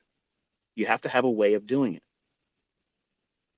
And I have 2 moonshiners distillers. Not that I make alcohol because I don't drink, but I keep them as a backup. So if I do lose power, all I need to do is make a fire underneath them, and I'm distilling water too, 2 gallons at a time. That's 4 gallons each time. Maybe you don't have the money, the funds to do these types of things, but you need to start networking with your friends and family because you might not be able to do it by yourself, but you need to be making your close friends and family aware of the shit that's about to happen. And you don't need to be a crackpot. You ain't got to be fanatical about it and panic. Just simply look around and see what I'm talking about. See if it's not really going on. Because if you can't see it, then I'm pulling you out of my ass. And you shouldn't listen to me. Don't even come back to my channel. Don't look at me on Twitter. Just write me off as a crackpot. That's okay. But I'm convinced that if you just start taking a look at the things I'm talking about, the writing's on the wall. It's happening. It's coming. Okay. And most people are not prepared. And that to me is scary. Because I've had literally people quit my mentorship over this topic alone. Who gives a fuck how right I was about calling the market? Who cares? This was a division that they couldn't deal with. It was like, nope, I'm not talking about politics. Did I say anything about fucking politics? Did I say who I'm voting for? Because I've never voted in my life. I've never voted. It doesn't matter. It's a selection, not an election. And every country has been exposed now as all of these elections have been fucking rigged. Who's been doing it? The World Economic Forum. They've been doing it. They put who they want in there. You hear these people talking bitch about all the time. I've done it too. Like, out of all the people in the United States, that's the choices we have to pick from. All these fucking clowns, that's the best that we had to offer. No, come on. Something's wrong here. Social media alone. I mean, think about it. There's a guy that's he's real popular on TikTok. My wife shows me his stuff all the time. Look at this guy. He goes to a restaurant. Yeah, I think his name's Keith. Keith or Kevin. I think it's Keith. He's a black gentleman. He's, very mild mannered, and he gets out there and says, "Look, I'm going to go here. I'm going to try it." And then if he says he likes your shit, all of a sudden you have business out your ass. Okay. Well, I'm not sure where I was going with that. I don't know where I was going with that. I just lost my train of thought. It'll probably come back to me. But oh man, this rarely happens to me. I have no idea where I was going with that. Damn it. It's probably really good too. Well, it'll probably have to be a Saturday Twitter space then in a moment. Part 2. Anyway, I want you to have at least some chance of making whatever readiness you can. I've had lots of people. I think that's where I was going with it. I had people quit my mentorship because they thought I was being political. And I'm not political. I'm anti-political. I'm not even an independent. I don't have any faith in the voting system in any country.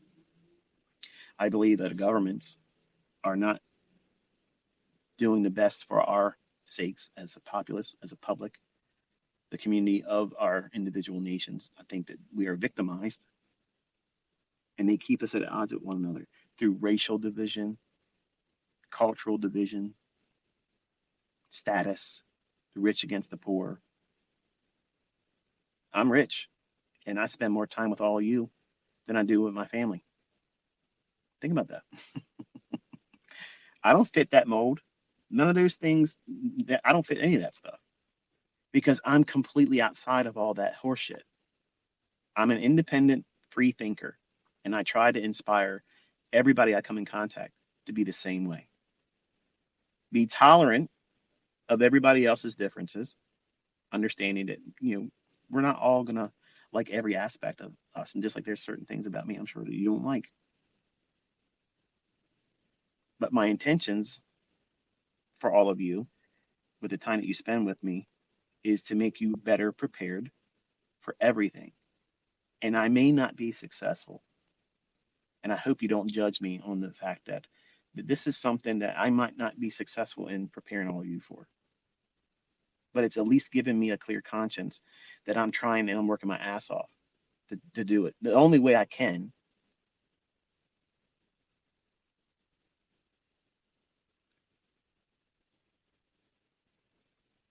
But what are you going to do? You're just going to say, well, I'll deal with it when it happens. That's not responsible. You can't just turn your head away from it and think, well, as long as I don't pay it any mind, it won't stress me out and I ain't got to worry about it. Because then when it really hits, the gravity of your ill preparedness will paralyze you.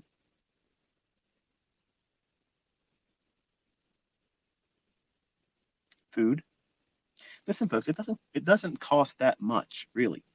I guarantee you, if you take all your fucking McDonald's trips out of the spending that you do over the course of a month, all the fast food, all the going out and girl money spending on the weekend, getting drunk, all your recreational drug purchases, weed, all the other shit that you might be getting wrapped up into, all your other vices, your fashion shit, you got to keep up with the Joneses, sell some stuff that you don't really use, raise some money like that. Couple grand, a couple grand can give you 2 years worth of really good shelf stable food. And do not buy that fucking dehydrated bullshit that comes in those barrels or those boxes, survival food.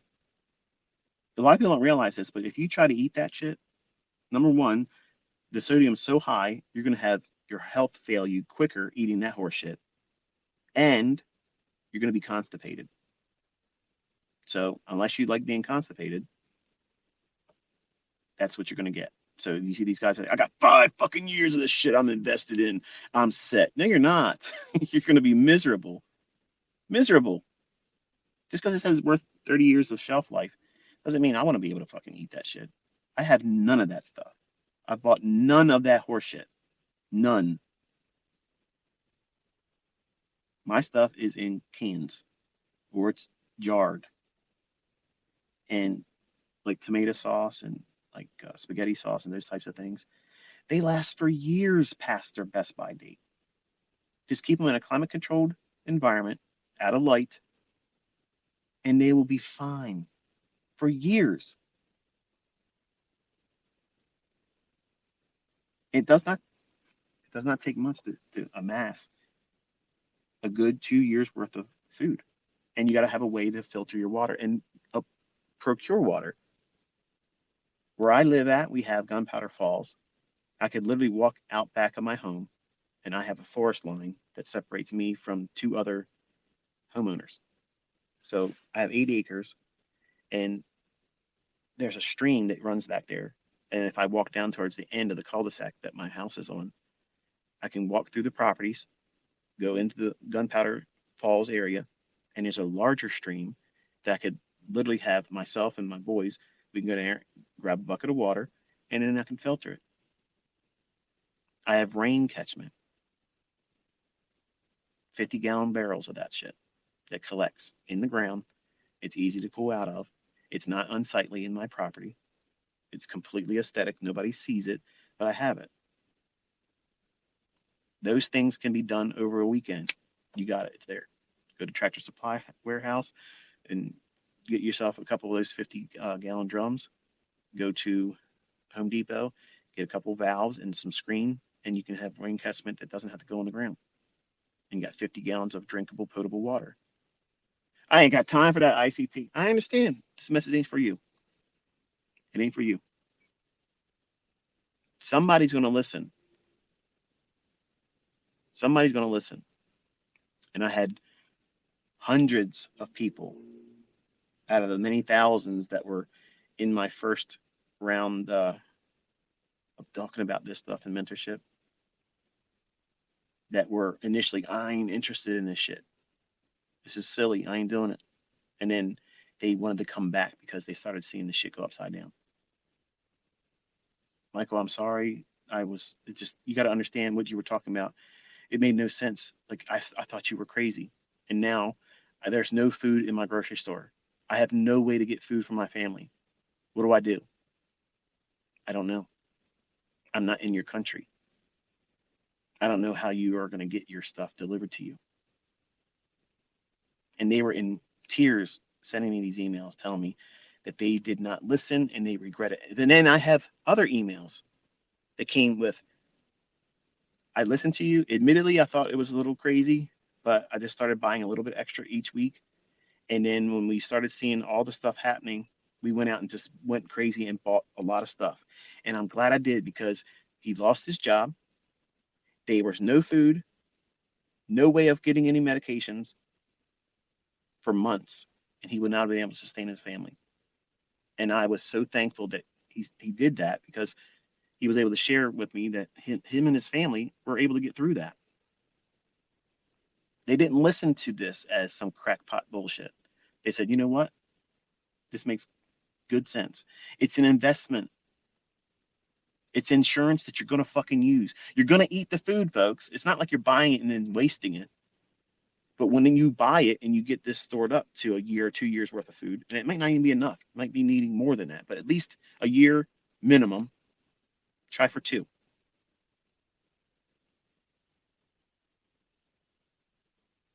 Once you have it, as you use it, you replace it. It's easy to replace what you're using. You're not eating 20 cans of food each day, but whatever you use each week, replace it.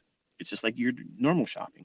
But you've invested in yourself and your family to at least know that if shit goes upside down, at least you can feed yourselves. Because you might be good at trading.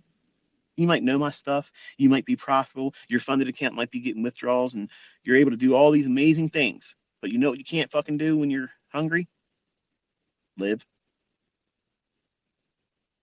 You can have all the fucking money in the world. If you can't buy anything because it's not in the store and people aren't shipping it, and we have a 3-day just-in-time system in the United States.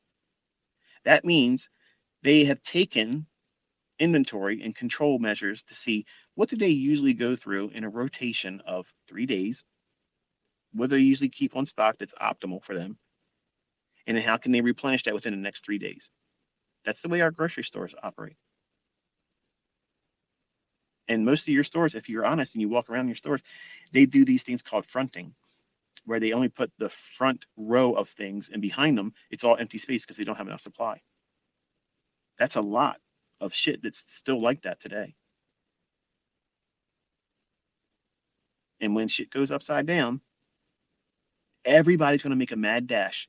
Just like when in Maryland, if they say there's a snowflake coming, all of the fucking eggs, all the fucking bread, all the fucking milk is gone immediately. You would think that they were expecting 20 fucking feet of snow in 20 minutes, paralyzing everything. Like they're never going to be able to see an egg again. They're never going to be able to buy bread again. There's never going to be a loaf of bread ever. So everybody goes out and buys it all up. What do you think's going to happen when we wake up, probably on a fucking Saturday, and our currency has been devalued? Now, the average person in your neighborhood, they'll be like, "Ooh, what does that mean?" But the people that understand what that means will be running to the store, and they're not bringing their credit cards. They're bringing bags to fill up, and they're going out the door without paying for it. And when everybody has that mentality, and they have instigated that mindset, and over in California, they're just allowing it. Oh, we're not going to come out there. It's not worth our time. They're stealing everything out of your store. Just accept it. It is what it is. It's not worth our time. So they're allowing this mentality to grow, and it's going to be in everybody's mindset. I'm going to be real honest with you, folks. Okay, I'm going to be real honest with you. I have children. And I have money. But if I don't have the ability to spend the money that I have because it's devalued, and I don't have a way to feed them, and I know that there's things in that location that used to be a store or maybe is still trying to operate as a store, I'm not beneath going in there and getting what my family needs. And I'm gonna give a fuck how you think about that, because if push comes to shove, you're gonna do the same thing. I don't want to hurt anybody, but that ain't gonna be a deterrent for me letting my children starve. So how is it shocking when the less well, how do I say this? The folks that are not in a better position financially. How is it shocking when these encounters fall on these neighborhoods and these areas where they don't have a whole lot and things break out? What happens? They go in there and start taking things. But they use it for excuses to go in there and take things like TVs and things that aren't going to be useful. When this stuff happens, food, grocery stores are going to be emptied the fuck out. It's it. And then power's going to go off. What are you going to do then? Yeah, I got freezers full of shit. Do you have a way of keeping it running? I do. I have solar. I have gas generators. I have other means to keep things going too. You got room on your property to do a root cellar? You can keep a lot of things down there for months. As long as you keep rodents out of it, you can keep them down there and everything's fine. You have a little bit of time to do whatever you can to make your household as prepared as possible. And not living in fear, not panicking. If you're anxious and you have an anxiety attack, listening to me, some of you probably already turned it off saying, I can't listen to this shit. Like, this is scaring me. It shouldn't be scaring you. It should be preparing you to accept the fact that these things are coming. You can't stop it. Now, as a 20-year-old, I would be unable to even have this conversation with you. I would be in a fit of panic because I know what's coming. I know what we're seeing unfold, and people that are paying attention to it, they're seeing it too, but they're trying to ignore it like it ain't going to happen. No, it can't happen in America.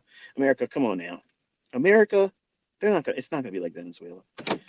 Right, it's going to be worse because there's more people here with guns. And when people want something because they need things, listen, you want to be in a terrifying situation? Be staring down the barrel of a gun. And this man or this woman wants your shit because they're starved. Billy Badass ain't coming out at that moment. It's going to be, what do you want? How fast can I get it to you? And you still might be shot because it's going to be scary. One of the best books I read that's non-traded or non-trading related was written by this guy that went through the collapse that was in Venezuela. And it really puts it in perspective of how ill-prepared the average person is, because you think it would never happen. And everything is being telegraphed openly. They're telling you. They're literally fucking telling us what's going to happen. And a lot of you are just simply walking around with blinders on thinking, well, my cable TV still works. I can still look at YouTube. Apple Music still works. I can listen to my jams. My iPods still keep a charge. I call them iPods. What do you call them? I always say it wrong. My wife yells at me all the time. There's earbuds. I call them iPods wrong. As long as my shit works, my technology still works, then I don't give a shit what else is happening. As long as my belly's full, I got gas in my car, I can get where I can go, and my phone's on charge, I'm okay. But what happens when you don't have access to that stuff? And you got to deal with real people. Think about that. Real people that are stressed out just like you're going to be stressed out. The last thing you're going to be thinking about is fucking trading. Trust me when I tell you, you will not have a clear mind about trading. When all this stuff starts breaking loose, it's going to happen. All these currencies,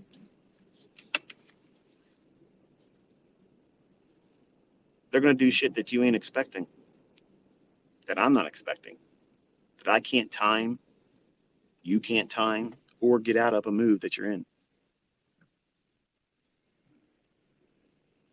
Now think, are you really going to be able to think clearly about what you're trying to do with your money trading when you are starving? You're 3 meals away from not having anything to feed your kids, not because you weren't a good parent, not because you didn't have money, but because there's nothing to buy because it's not in the stores. and it's too unsafe for new trucks to deliver new shit because the trucks will start not making it through the stores. They'll be collected on the street, emptied out. That's the kind of shit that was going on down in Venezuela. And you think, as an American, just like I did for a long time, that's somewhere else. That's not here. That's never going to happen here. Think, all of these huge, influential countries that have big economies of their own are taking a step away from the dollar. They're moving away from the dollar. They don't give a shit what the outcome's going to be. They all want it to happen that way. Who is going to be there supporting our currency? Nobody. So what's it going to be worth? Nothing. All of your shit's going to cost way more, and you won't be able to get it most likely anyway. Are you prepared for something like that? I think I am prepared, but I'm not fully prepared. Nobody could be. Nobody could be this prepared to endure it and have no worries. I worry for my kids. I worry for my daughter because she's a young woman that is always on. She sent me an article the other day. She says, "How worried should I be? Be honest." And it was, another country was moving away from the dollar and siding with China's way of doing things. And I'm like, okay, first of all, you shouldn't be panicking, because panicking isn't going to change it. It ain't going to remove the likelihood of it happening. And ultimately, push comes to shove, you can come home. I mean, we got room for you. So there's no reason for you to panic. But it's coming home to roost in people that never would think about these types of things, like my daughter. Like, her mind doesn't think about these things. She's just always in the moment. She's a TikToker. She's whatever her friends and family like right now, that's all she cares about. And now she's finally noticing things. And maybe it hasn't happened for you. Maybe this is waking you up to it. You're going to start looking for it. Do not let it paralyze you with fear. Don't let it do that. Some of the things that I did to get prepared, listen, I have freezers. I have shelves full of shit. If someone can get into my home, they're going to get ventilated. Okay? Trust me, that will happen. But if I was overtaken and they took all my shit, okay, I have fucking fishing gear. I can go and catch fucking fish. I know how to catch fish. I know how to eat fish.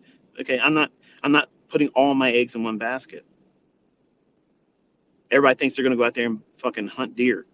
I'm going to live off the land, squirrels. Everybody's going to do that. There's going to be fucking no deer. Okay? The first fucking month, everybody's going to have deer. It's going to be gone. Literally every day. I've thought about many times every day behind my property. I usually have about 25 to 30 heads of wildlife in form of deer coming up on my property all the time. And we have deer feeders because I don't want them eating my trees and shit. But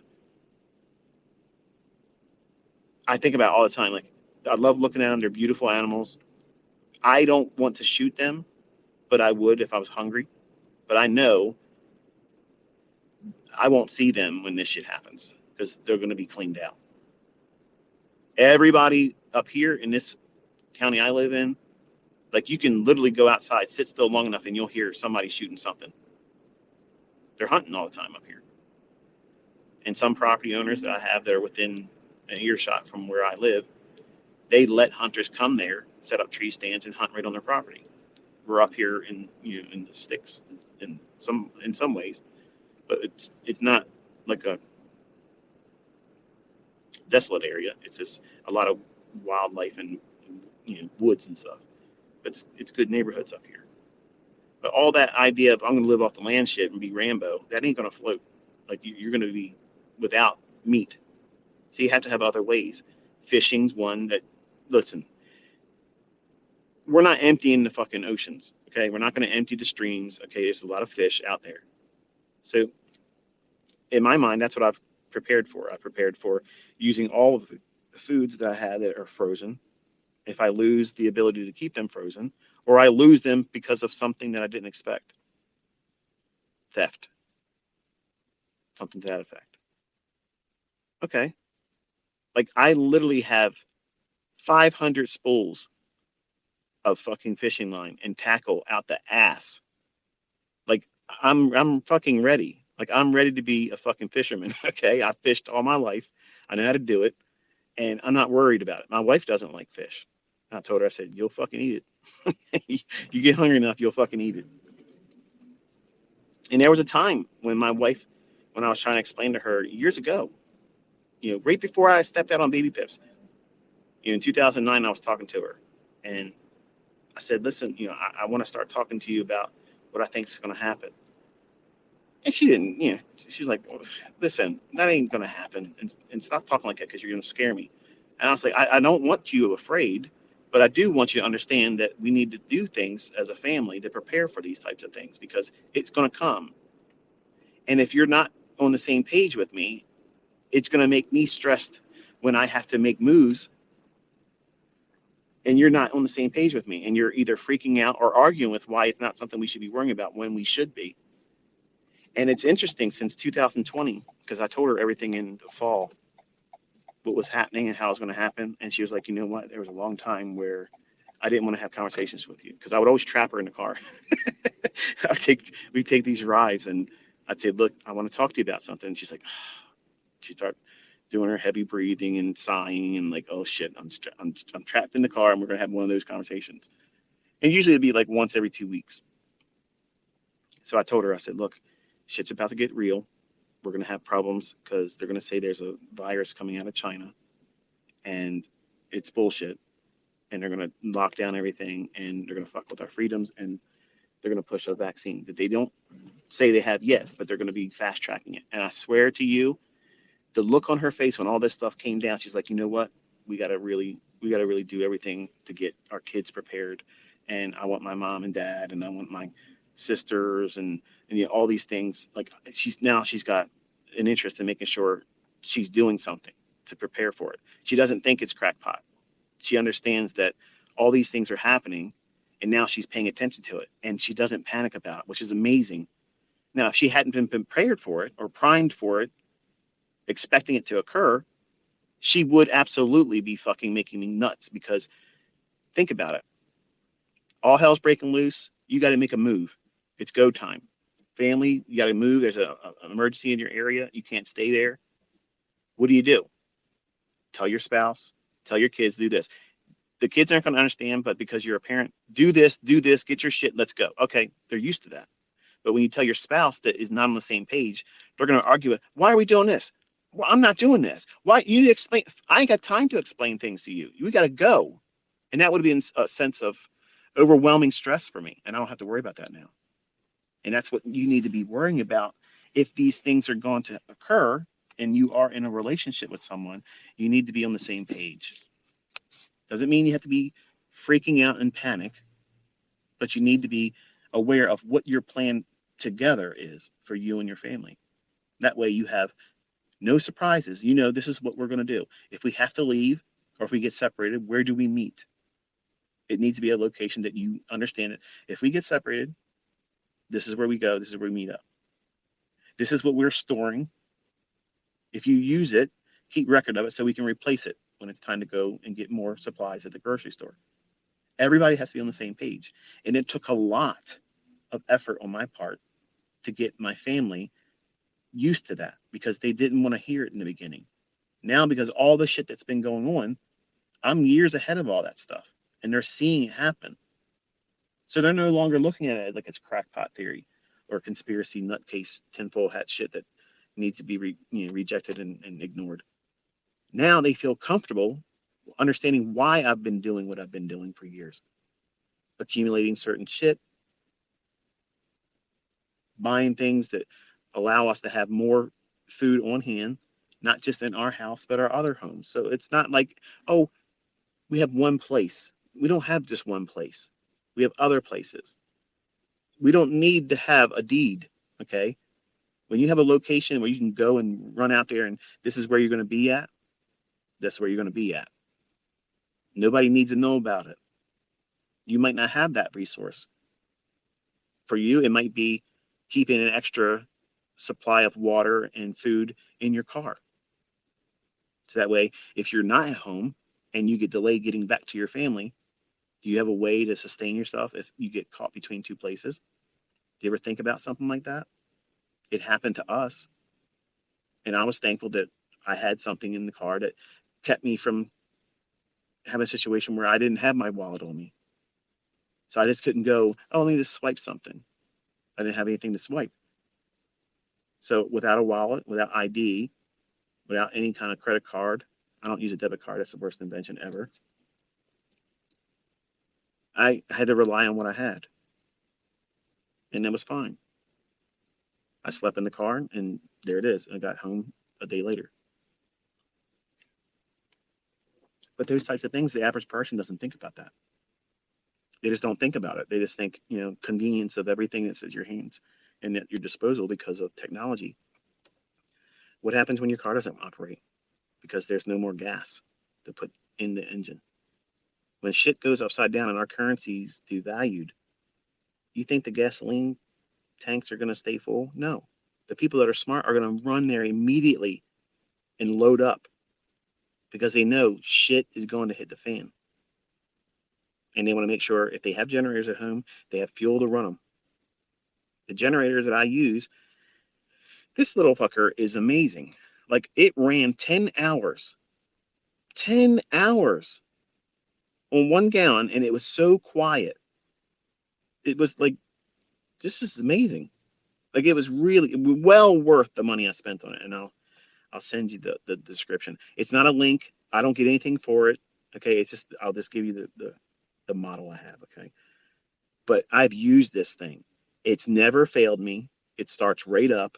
It's easy as shit to change the spark plug on it and oil that has to be changed after you run it for 50 hours. Then you just drain the oil, which is little, and then you put more in it, and it's good to go again.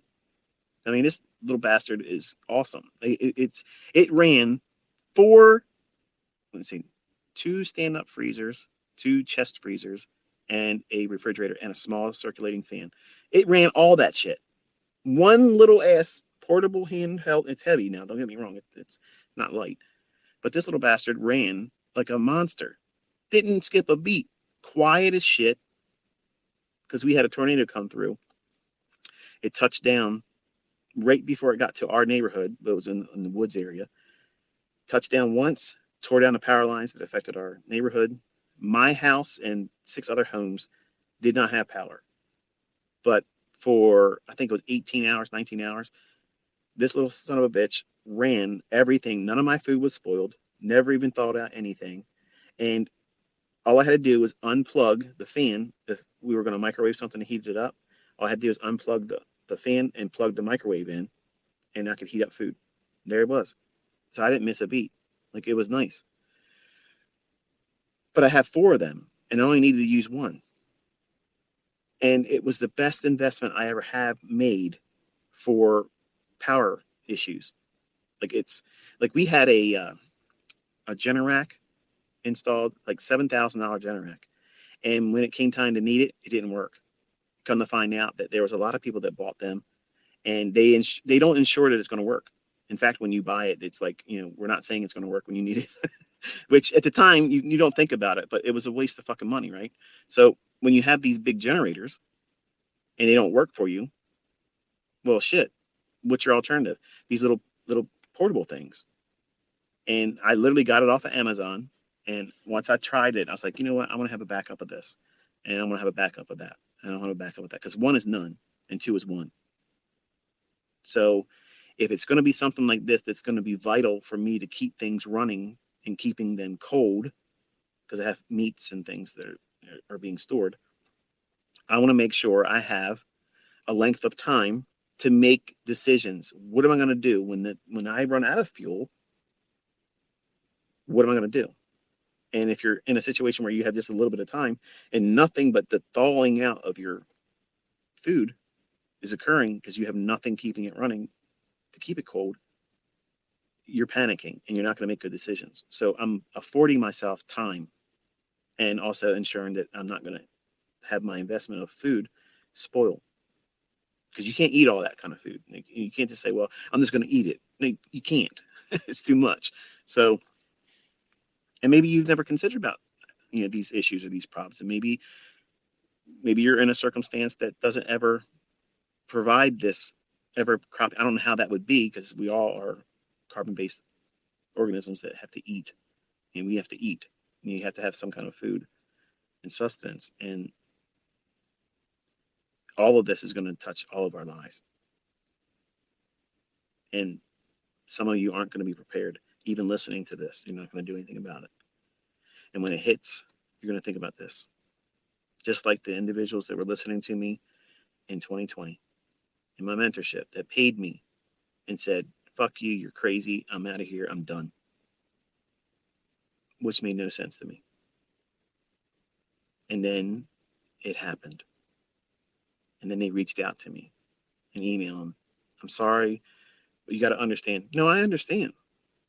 I understand. Believe me, I understand. I believe that there are going to be people hearing what I'm talking about and thinking that there's no way this is going to happen. And I want you all to be able to laugh at me and say, Chicken Little, man, it didn't happen. That's what they called me on Twitter, 2016. Chicken Little. Yeah. The whole fucking world came to a grinding halt. They were telling you to wear a fucking diaper on your fucking face, that you couldn't see your loved ones, couldn't see your fucking loved ones buried. You couldn't visit them in the hospital. That's what they did to you. But I was the asshole. I told you that shit was coming, and you laughed. Now I'm telling you, this shit's real. It's real, it's coming, and you need to do whatever you can to get prepared. And I don't have an answer. I've only been able to do what I've told you here, and I can be honest and tell you it's not enough. When this shit happens, I'm not a multimillionaire anymore. Overnight, instantaneously, currency's devalued. Everybody that has money has no money.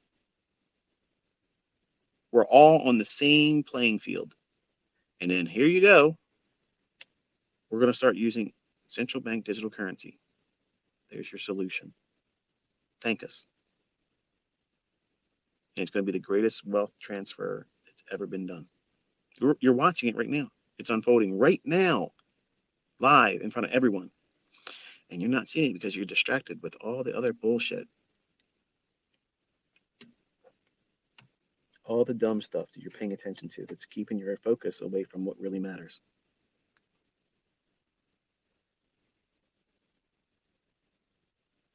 Food. Non-perishable food. That's what you get. You get it and you store it. Keep track of it. You rotate the stock. You'd be surprised by selling stupid shit around the house that you don't want right now. People will buy dumb shit right now. Think about it. They'll buy dumb shit because they're oblivious to what's coming. So there's stuff that you have that you can sell at a swap meet, a yard sale, online. You can raise money to get this stuff, but you got to sacrifice stuff. If you're a pack rat, you got to keep every fucking thing. I guess it's going to be a little bit harder for you to decide what you're going to get rid of, but you have stuff. Turn it into money and buy things for your household. Store it up. Light bulbs, Band-Aids, peroxide, Neosporin, bandages, things that you aren't really thinking about. Batteries. Now, I bought shit tons of fucking batteries. Every kind of battery, even shit that I don't have a need for per se, but I have them because I know if shit comes down, I can trade that for something else. Money might be gone, but you can always barter. Why do you have all these fucking cars, ICT? What's the point of all that? They're not supercars. Right. Because if I have to fucking raise some kind of fucking exchange for something I really fucking need, somebody's going to want that fucking pickup truck. Somebody's going to really want that 4x4 fucking Jeep that I own. There's nothing being leased. I own them bitches. Out of all my fucking cars, the one I'm in right now, my Highlander, I would get rid of all of them, all my Corvettes too. This car is a fucking cherry. It runs beautiful. It's comfortable. It's got space. I can move shit around in it. It doesn't use a lot of fuel either. This is my Batmobile. This is my uh, getaway vehicle.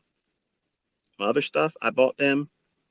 I like them, yes, but I bought them because if I need to make an exchange for something that I need, or I need to raise capital, if I need money for something right away, real quick, I can do that with them.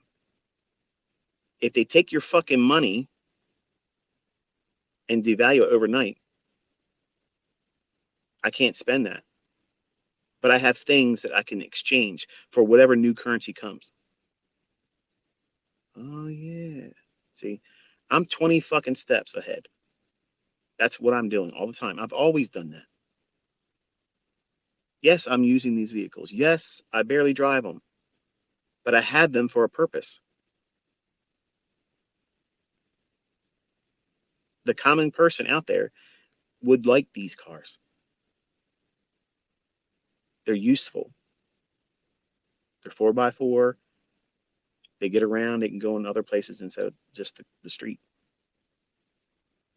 And while I don't want to take this Highlander over that kind of stuff, it can. And it's a gray man vehicle. It doesn't stand out like that. But those 4x4s, they stand out. So everything I do is with a purpose. It's intended to be dual use.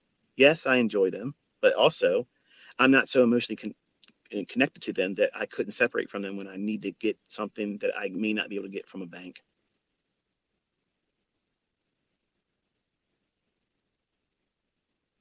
So I'm looking at things a little bit differently than just simply going out there and getting a bunch of cars just to say I have cars.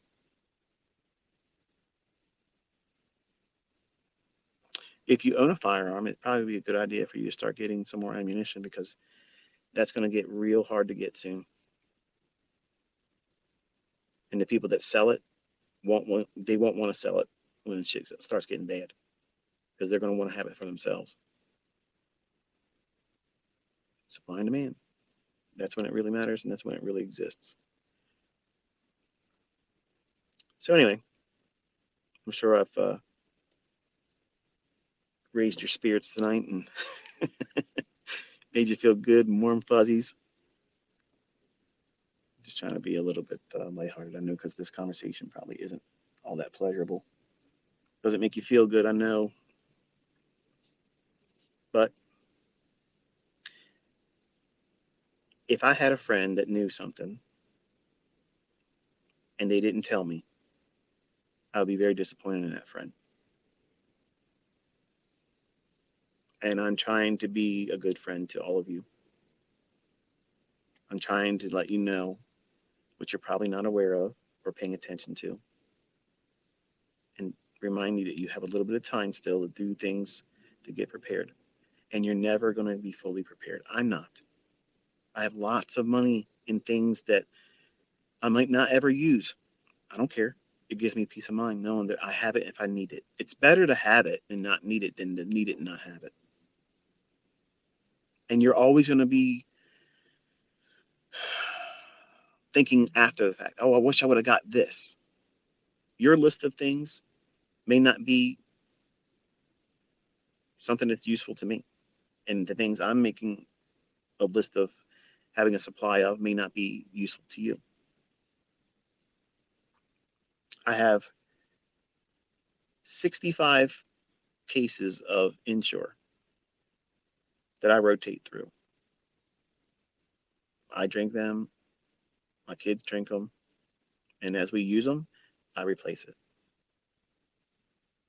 They are supplemental, so that way if I do have to eat less because of we're rationing what we have, I can eat a very small allowance of vegetable out of a canned meat, and then an inshore that does not need to be refrigerated.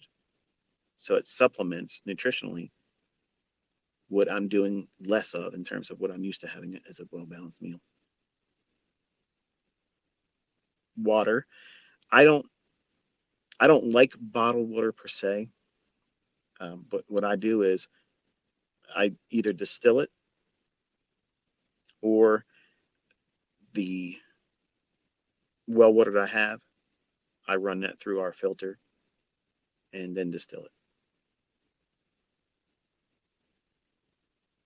We usually keep about 50 cases of bottled water on hand, and I was not prepared for all that stuff that just happened, so we had to go out and replenish a lot more. I thought I had a larger quantity, but my kids were taking them and wasn't telling me. So I had to go through all my stuff and make sure I was up on my supply there. It's a lot of work to manage it. And if everybody's not on the same page, that little fox will spoil the vine. And you don't want to be in a situation where you need something. You thought you had it, and then it's go time and you don't have it. Medicines, over the counter stuff, pain relievers, Advil, Tylenol, Aleve, women's toiletries. My wife doesn't have to have those things. She doesn't have her monthly friend, as they call it. We have supplies for that because we know that we're going to see people in our family and friends that may need them. That's the extent I've gone to. Things that you don't think about. I've literally sat around and thought about if I needed this, or if I have a friend that I know uses it, chances are they're not going to have it. But if I have it and he has something I need, I can trade for him to have that, and I can get what he needs.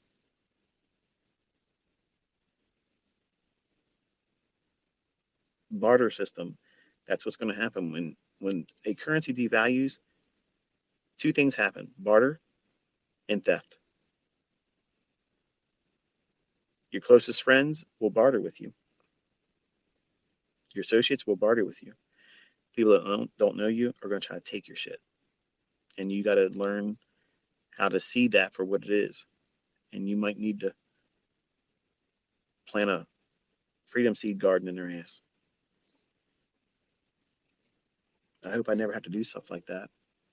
To me, that's a terrifying thing. I don't want to have to do something like that.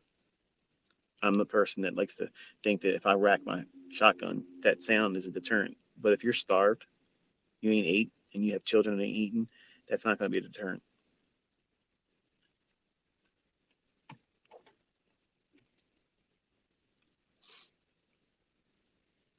So while we may not be spiraling down into a Mad Max type thing, I do believe we're getting ready to have some really uncomfortable time. Very, very uncomfortable. And people that have money are not going to be exempt. Traders with lots of money are not going to be exempt.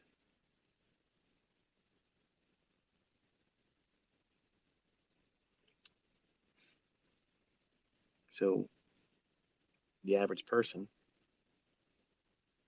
they're more vulnerable, and they're more likely to do the things that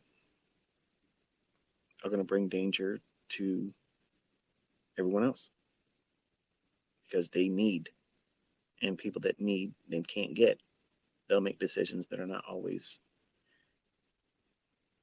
safe.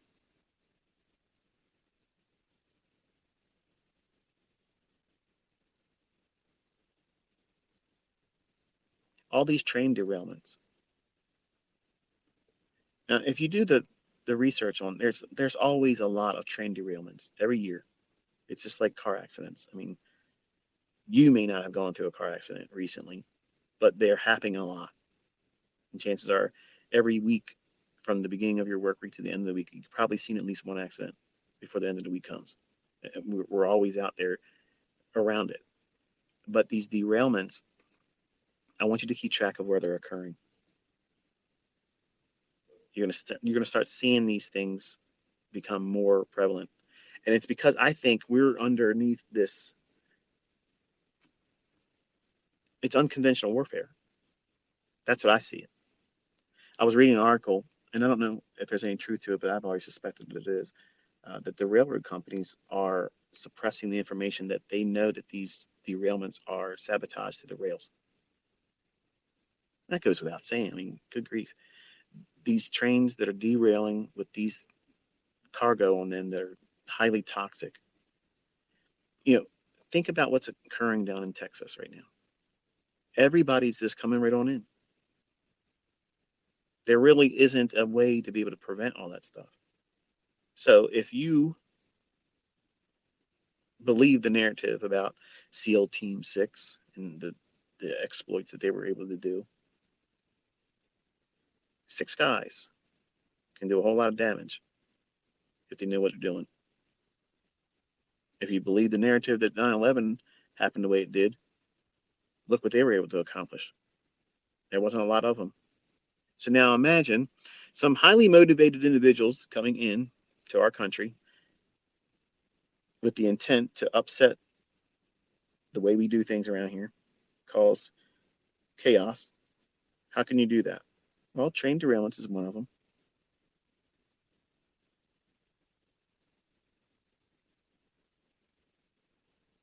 Contaminating water supplies. That's always been a fearful thing for me. Like, because I thought about, like,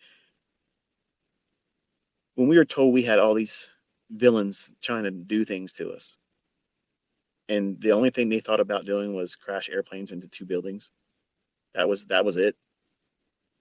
Like, there's more impactful things that could have been done if there really was this boogeyman that was trying to get us in September 11th. They could have done something more impactful than that. It just so happens that those 2 buildings falling down allowed the person that took out billions of dollars of insurance on it was able to get paid, and all the other things that disappeared in record on that day in a building that was not even hit by an airplane that went down, but was told it went down before it went down on live TV. The BBC was broadcasting, oh, yeah, the building went down, and the lady is literally standing in front of the building that they said is collapsed. But nobody talks about it. It's just, okay, well, what can you do? And that's where we're at as a society now. Like, they can do anything, and we don't challenge it. We might bitch, complain about, oh, it's this and it's that. But they know they got us in that position where we won't do anything. Not Americans, we won't. Because we should have already been raising hell about the things that they've been doing since 2020. Look what they're doing over in France. Look how they raise hell in big numbers of people coming together in South America. I mean, their streets are full of people. I ain't never seen anything like that. That's amazing. What do you think would happen if our country in America, we stood up and moved into solidarity and said, you know what? I don't hate you as my brother and neighbor. We need to come together, care about each other, and start making change, because that's the change that needs to happen. Stop making divisions between one another. Stop hating the person because they have more than you or they get more attention than you. Stop hating the other person because they're a different color than you. They live in a different neighborhood than you. They have less than you. That's the problem. That's the real problem here. They have allowed everyone to hate people just because they posted something on the internet about what they do with their life that's not really harming anybody else, but they get trolled, they get spoken about and harassed. And at some point, somebody eventually goes to them and does some harm.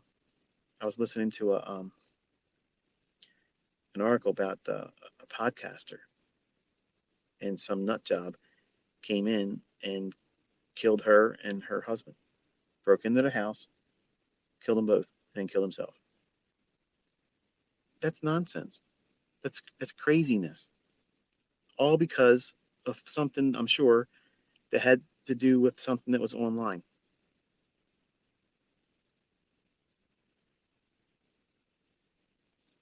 That's the state of the world right now. People have grown accustomed to saying things on the internet that they would never say in the face of someone that they're talking about. Veiled threats, trying to inspire other people to do harm to them, cancel them. That's dangerous. And the shit that they're trying to pass, guess what happens when people do that? They go to jail for 20 years.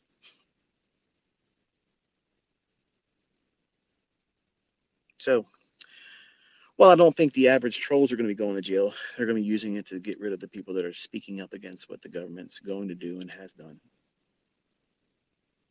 That's what it's really designed for. Because you may not want to join the coalition of people trying to stand up against the government if you see how they deal with them on an individual basis, which is what the January 6th insurrection, which is not a fucking insurrection. I literally watched that shit live. And I watched the police officers let them in, walk them in, wave them in. Now, was there some unruly shit going on there too? Yeah. Should it have happened like that? No. But the way they're painting it, you would have thought it was some craziness. It was pandemonium, don't get me wrong. It was. But they have created that situation where now it's justification for new things,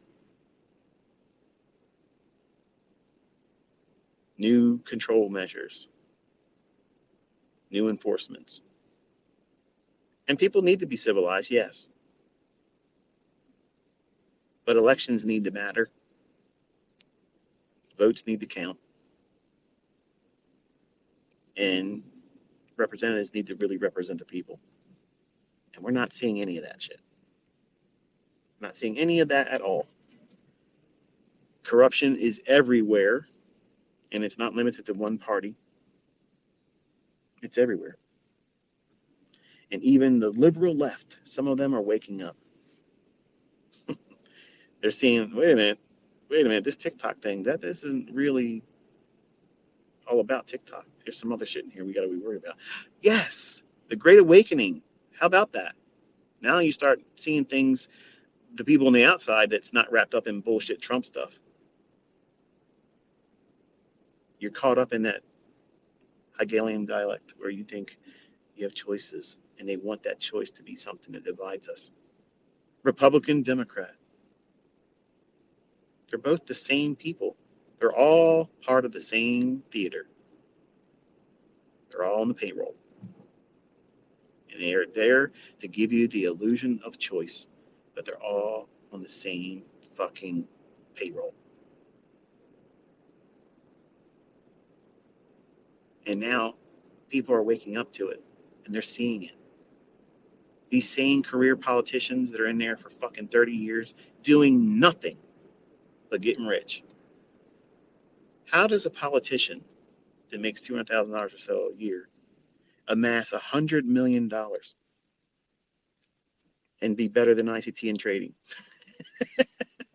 Yeah, how about that? How fucking about that?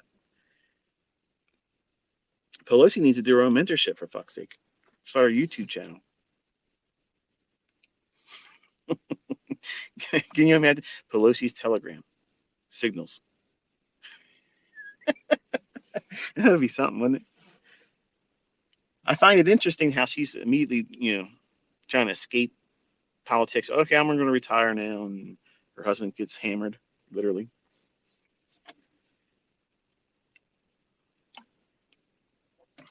I don't believe that actually happened, by the way. I think that was all skit, like a skit. I don't think that any of that stuff that took place like on that body camera stuff. I don't think that guy really hit him in the head. I think it was on bullshit because nobody's talking about him now.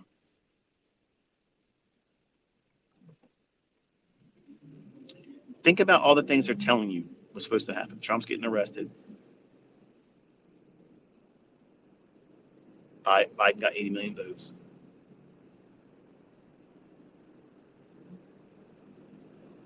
Harris is the vice president.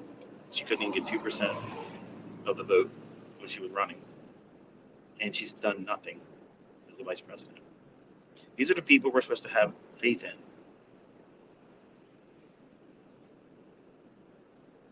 And you're going to see more shootings, crazed people doing dumb things, and they're going to champion the whole idea that guns need to be taken away, and the people that have guns that want to do bad things that aren't registered firearm owners, you're not doing anything by doing that to take that gun out of their hands. There's so many guns out there rotating around that if somebody that's evil wants to procure one, they can. They don't need to register one, and they're going to do some crazy, unfortunate things. And you're not going to stop that with legislation that would be preventing someone like you and I to be able to protect ourselves in our own home. I have firearms, and I don't take them out of my house. I have firearms I've never even fired or even loaded, but I own them because it's my right to do so.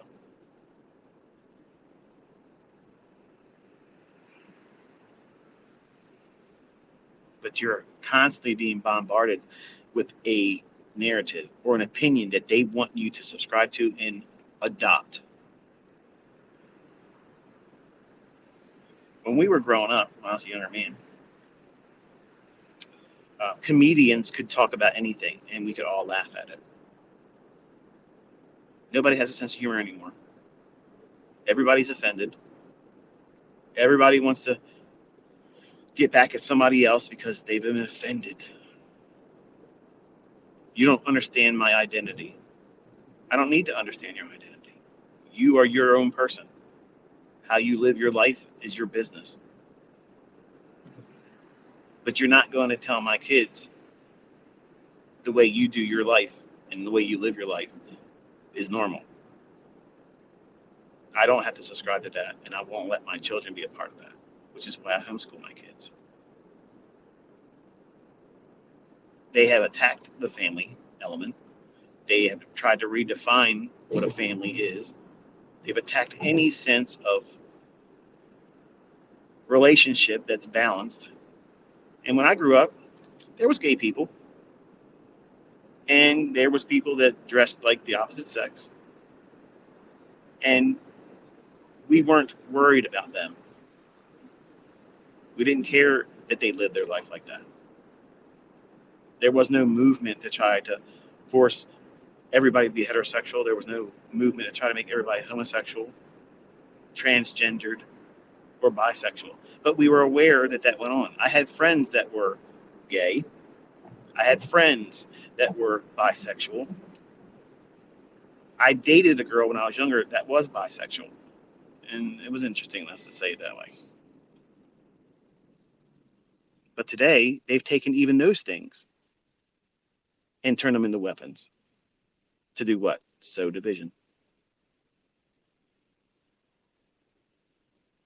What you do and who you do it with, as long as it's consensual, I don't give a fuck.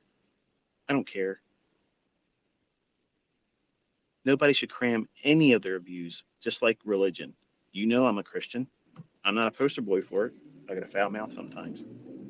But I'm not cramming it down your throat. But if someone asks me, I'm going to tell you what I believe. And I don't care if you agree with it. It's what I believe. And you're not going to change it. You're not going to change my opinion about it. You're not going to make me convert to something else. And I don't ridicule anybody else's faith or belief in anything else either.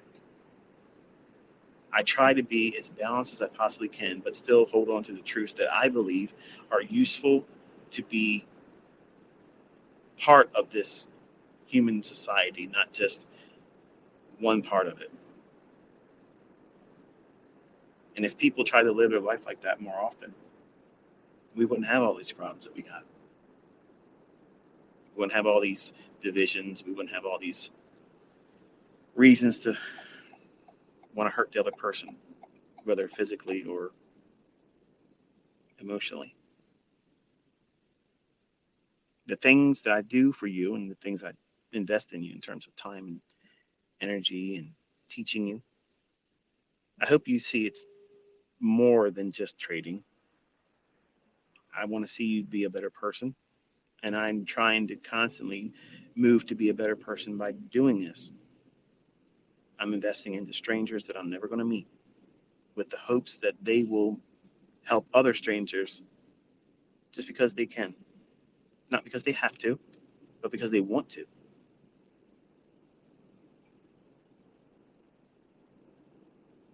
And I think I have made that impression on some of you.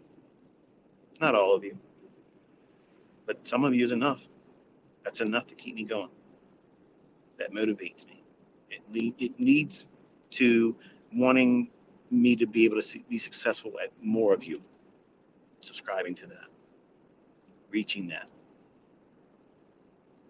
Because happiness isn't going to come by the money. Money, you can make a lot of money, and it doesn't make you happy. You can't buy happiness with money. It's just a tool that helps you not worry about the things that everybody else is going to worry about. But what we're going into, this is a newsflash, folks. For the folks that just simply think they're stacked up and they can endure this, I'm telling you, as a real multimillionaire, I don't have an answer for it. If I did, I'd be telling you. I promise you I would be telling you. So the only thing I can tell you to do is prepare. That's all. Prepare. Don't panic. Don't put so much fear behind everything you're doing. Don't be motivated by fear. You should be motivated to prepare so that way you're not reacting to fear. Because that's what everybody else is going to be doing. Everybody else is going to be losing their shit because they can't get what they need. And they're going to be fearful that they were not prepared, and it's going to be blindsiding them. You're not going to be blindsided now. You may not be prepared, but you're not going to be blindsided by it now. You know what's coming. And you can't be plugging your ears and turning your face away like it isn't going to happen. So therefore, you say it ain't going to happen, or it's nonsense. It ain't going to happen because you said so. That's not what this is going to be like. What do you think the Great Reset is? Think about it. What do you think that they're doing? They're planning for a whole lot less of us. The Great Reset to a lower population. Useless eaters. That's how they view us. Think about that. That's not even human. So they don't think you're human. So why should they give a shit about your health, your well-being, or your family? They don't. Not more than what they can do to reduce your population. Think about it. In the United States, the country that we're told in the United States that we are the pinnacle. We are at the height of everything. Technology, school, college, everything. We're the richest nation in the world when we're really not. Our school grades for our children suck. We produce nothing. But we're told, we're lied to constantly that we are the cream of the crop, the shit that everybody wants to be like. When it's not true. And when you realize how much you've been lied to by our own government, by the indoctrination centers that we call schools, it's sickening. And it's not surprising to see how some people in our country here in America act out the way they do. Everything is against us. Everything is rigged. Everything is meant to be harder.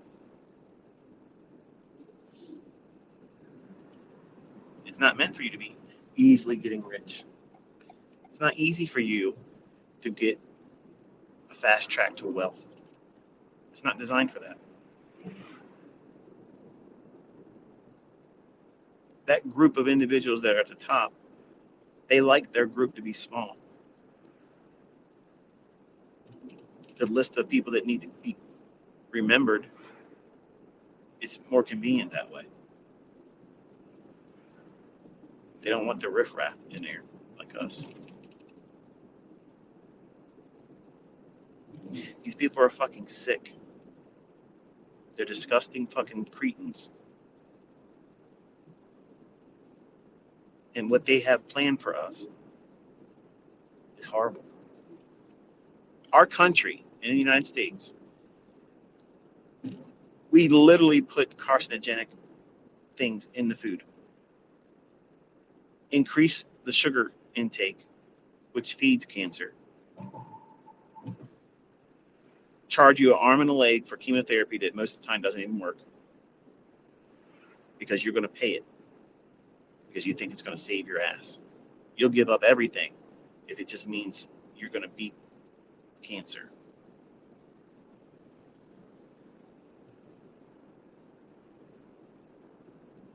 Every one of us in the United States is a petri dish, and they're trying to grow cancer in all of us.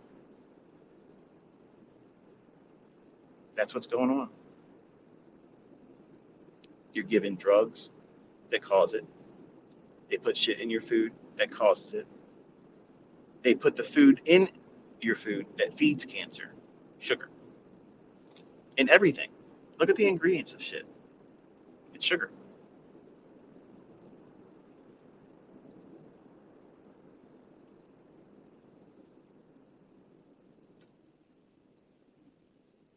You need to question everything. Everything needs to be questioned. Because if you don't asking the right questions, you're the mark.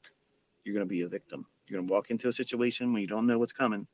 Like most people don't see this coming. They don't see the problem and the trouble that we're in as a country right now. I'm literally driving around and I'm probably breaking up in some areas where I'm driving. I apologize, but to see these folks just driving around, I'm looking at them. They have no idea I'm talking to you about this. They probably aren't even thinking about it. Never even crossed their mind. And here you are on a Thursday evening listening to some guy in Maryland go on about something that probably most of you don't even agree or believe it's going to happen. But you're all going to be believing soon. There ain't going to be any doubters soon. There's going to be a whole lot of people that wish they would have did something and did whatever they could to get prepared. Because when it hits, it's going to be fast, it's going to be sudden, it's going to be shock and awe, and that's what it's designed to be.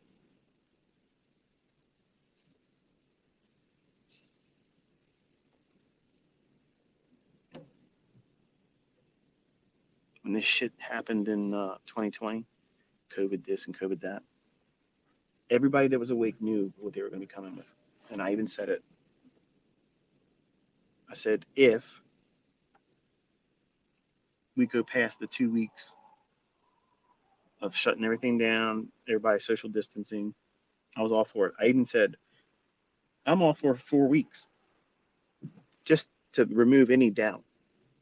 Just shut it all down. Nobody travels, goes anywhere. No intermingling for 4 weeks. I'm all for that. No problem. I can buy into that. That's no problem at all. No resistance at all for me with that. But I said if we go past that, we're in some real shit. Real fruity shit. And we went past it. And then you couldn't do this. You couldn't do that. And some of the rules were just fucking stupid. Like dumb. You can walk in a restaurant, but you have to be sitting down. You can't walk through the restaurant with the mask off, but you can sit there and talk over your food. If you don't do that, If you don't wear your mask, COVID's going to get you. It created a boogeyman. And some of you, probably listening to this, are offended when I say that. But you don't know this, Michael, because I had someone that died from it. I had somebody that died to it, too. The flu killed people. It always has killed people before. This vaccine that they created, I know people personally. I dated one of them. I had a relationship with one of them. Okay? And she was fit as a fiddle. Dead. Her brain swelled up. Her heart swelled up. Dead.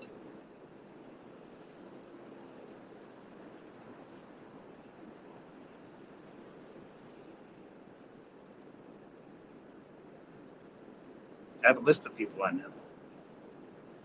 As soon as they took it, ailments, health issues, death.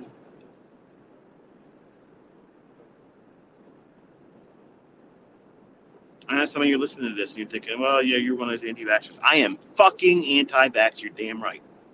Because my youngest son is injured by one of it. Not the COVID shit. I would never let him get any of that stuff. But when he was born, they shot him up with something and it fucked him up.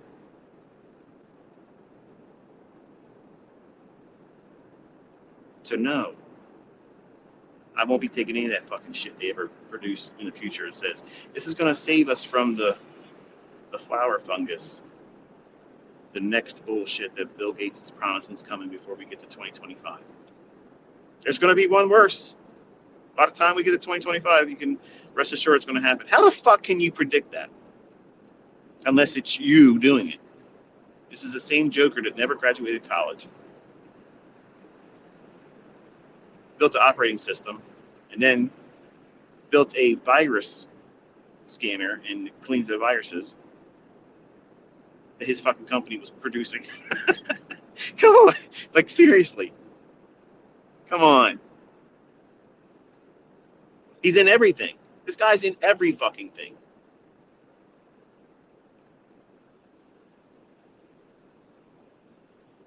Why is that?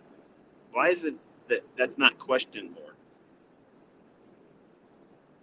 He wants to block the sun's rays. He wants to buy up all the farmland. He releases bioengineered mosquitoes into Florida, now twice. Hundreds of thousands of these things.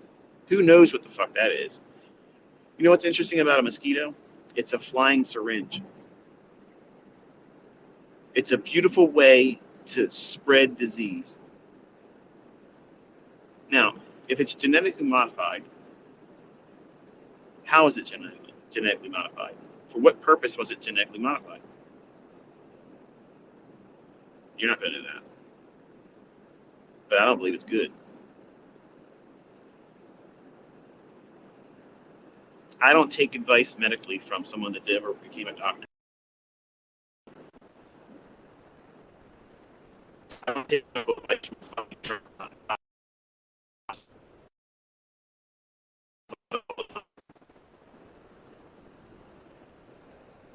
you can't do that right.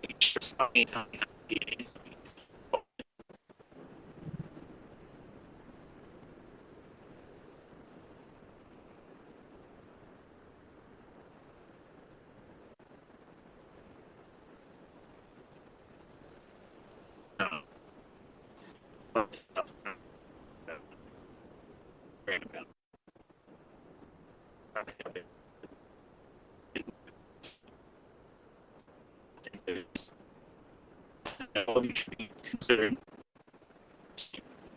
being panicked and fear. No. You should do whatever you can to make your house ready. That's all you can do. That's all any of us can do.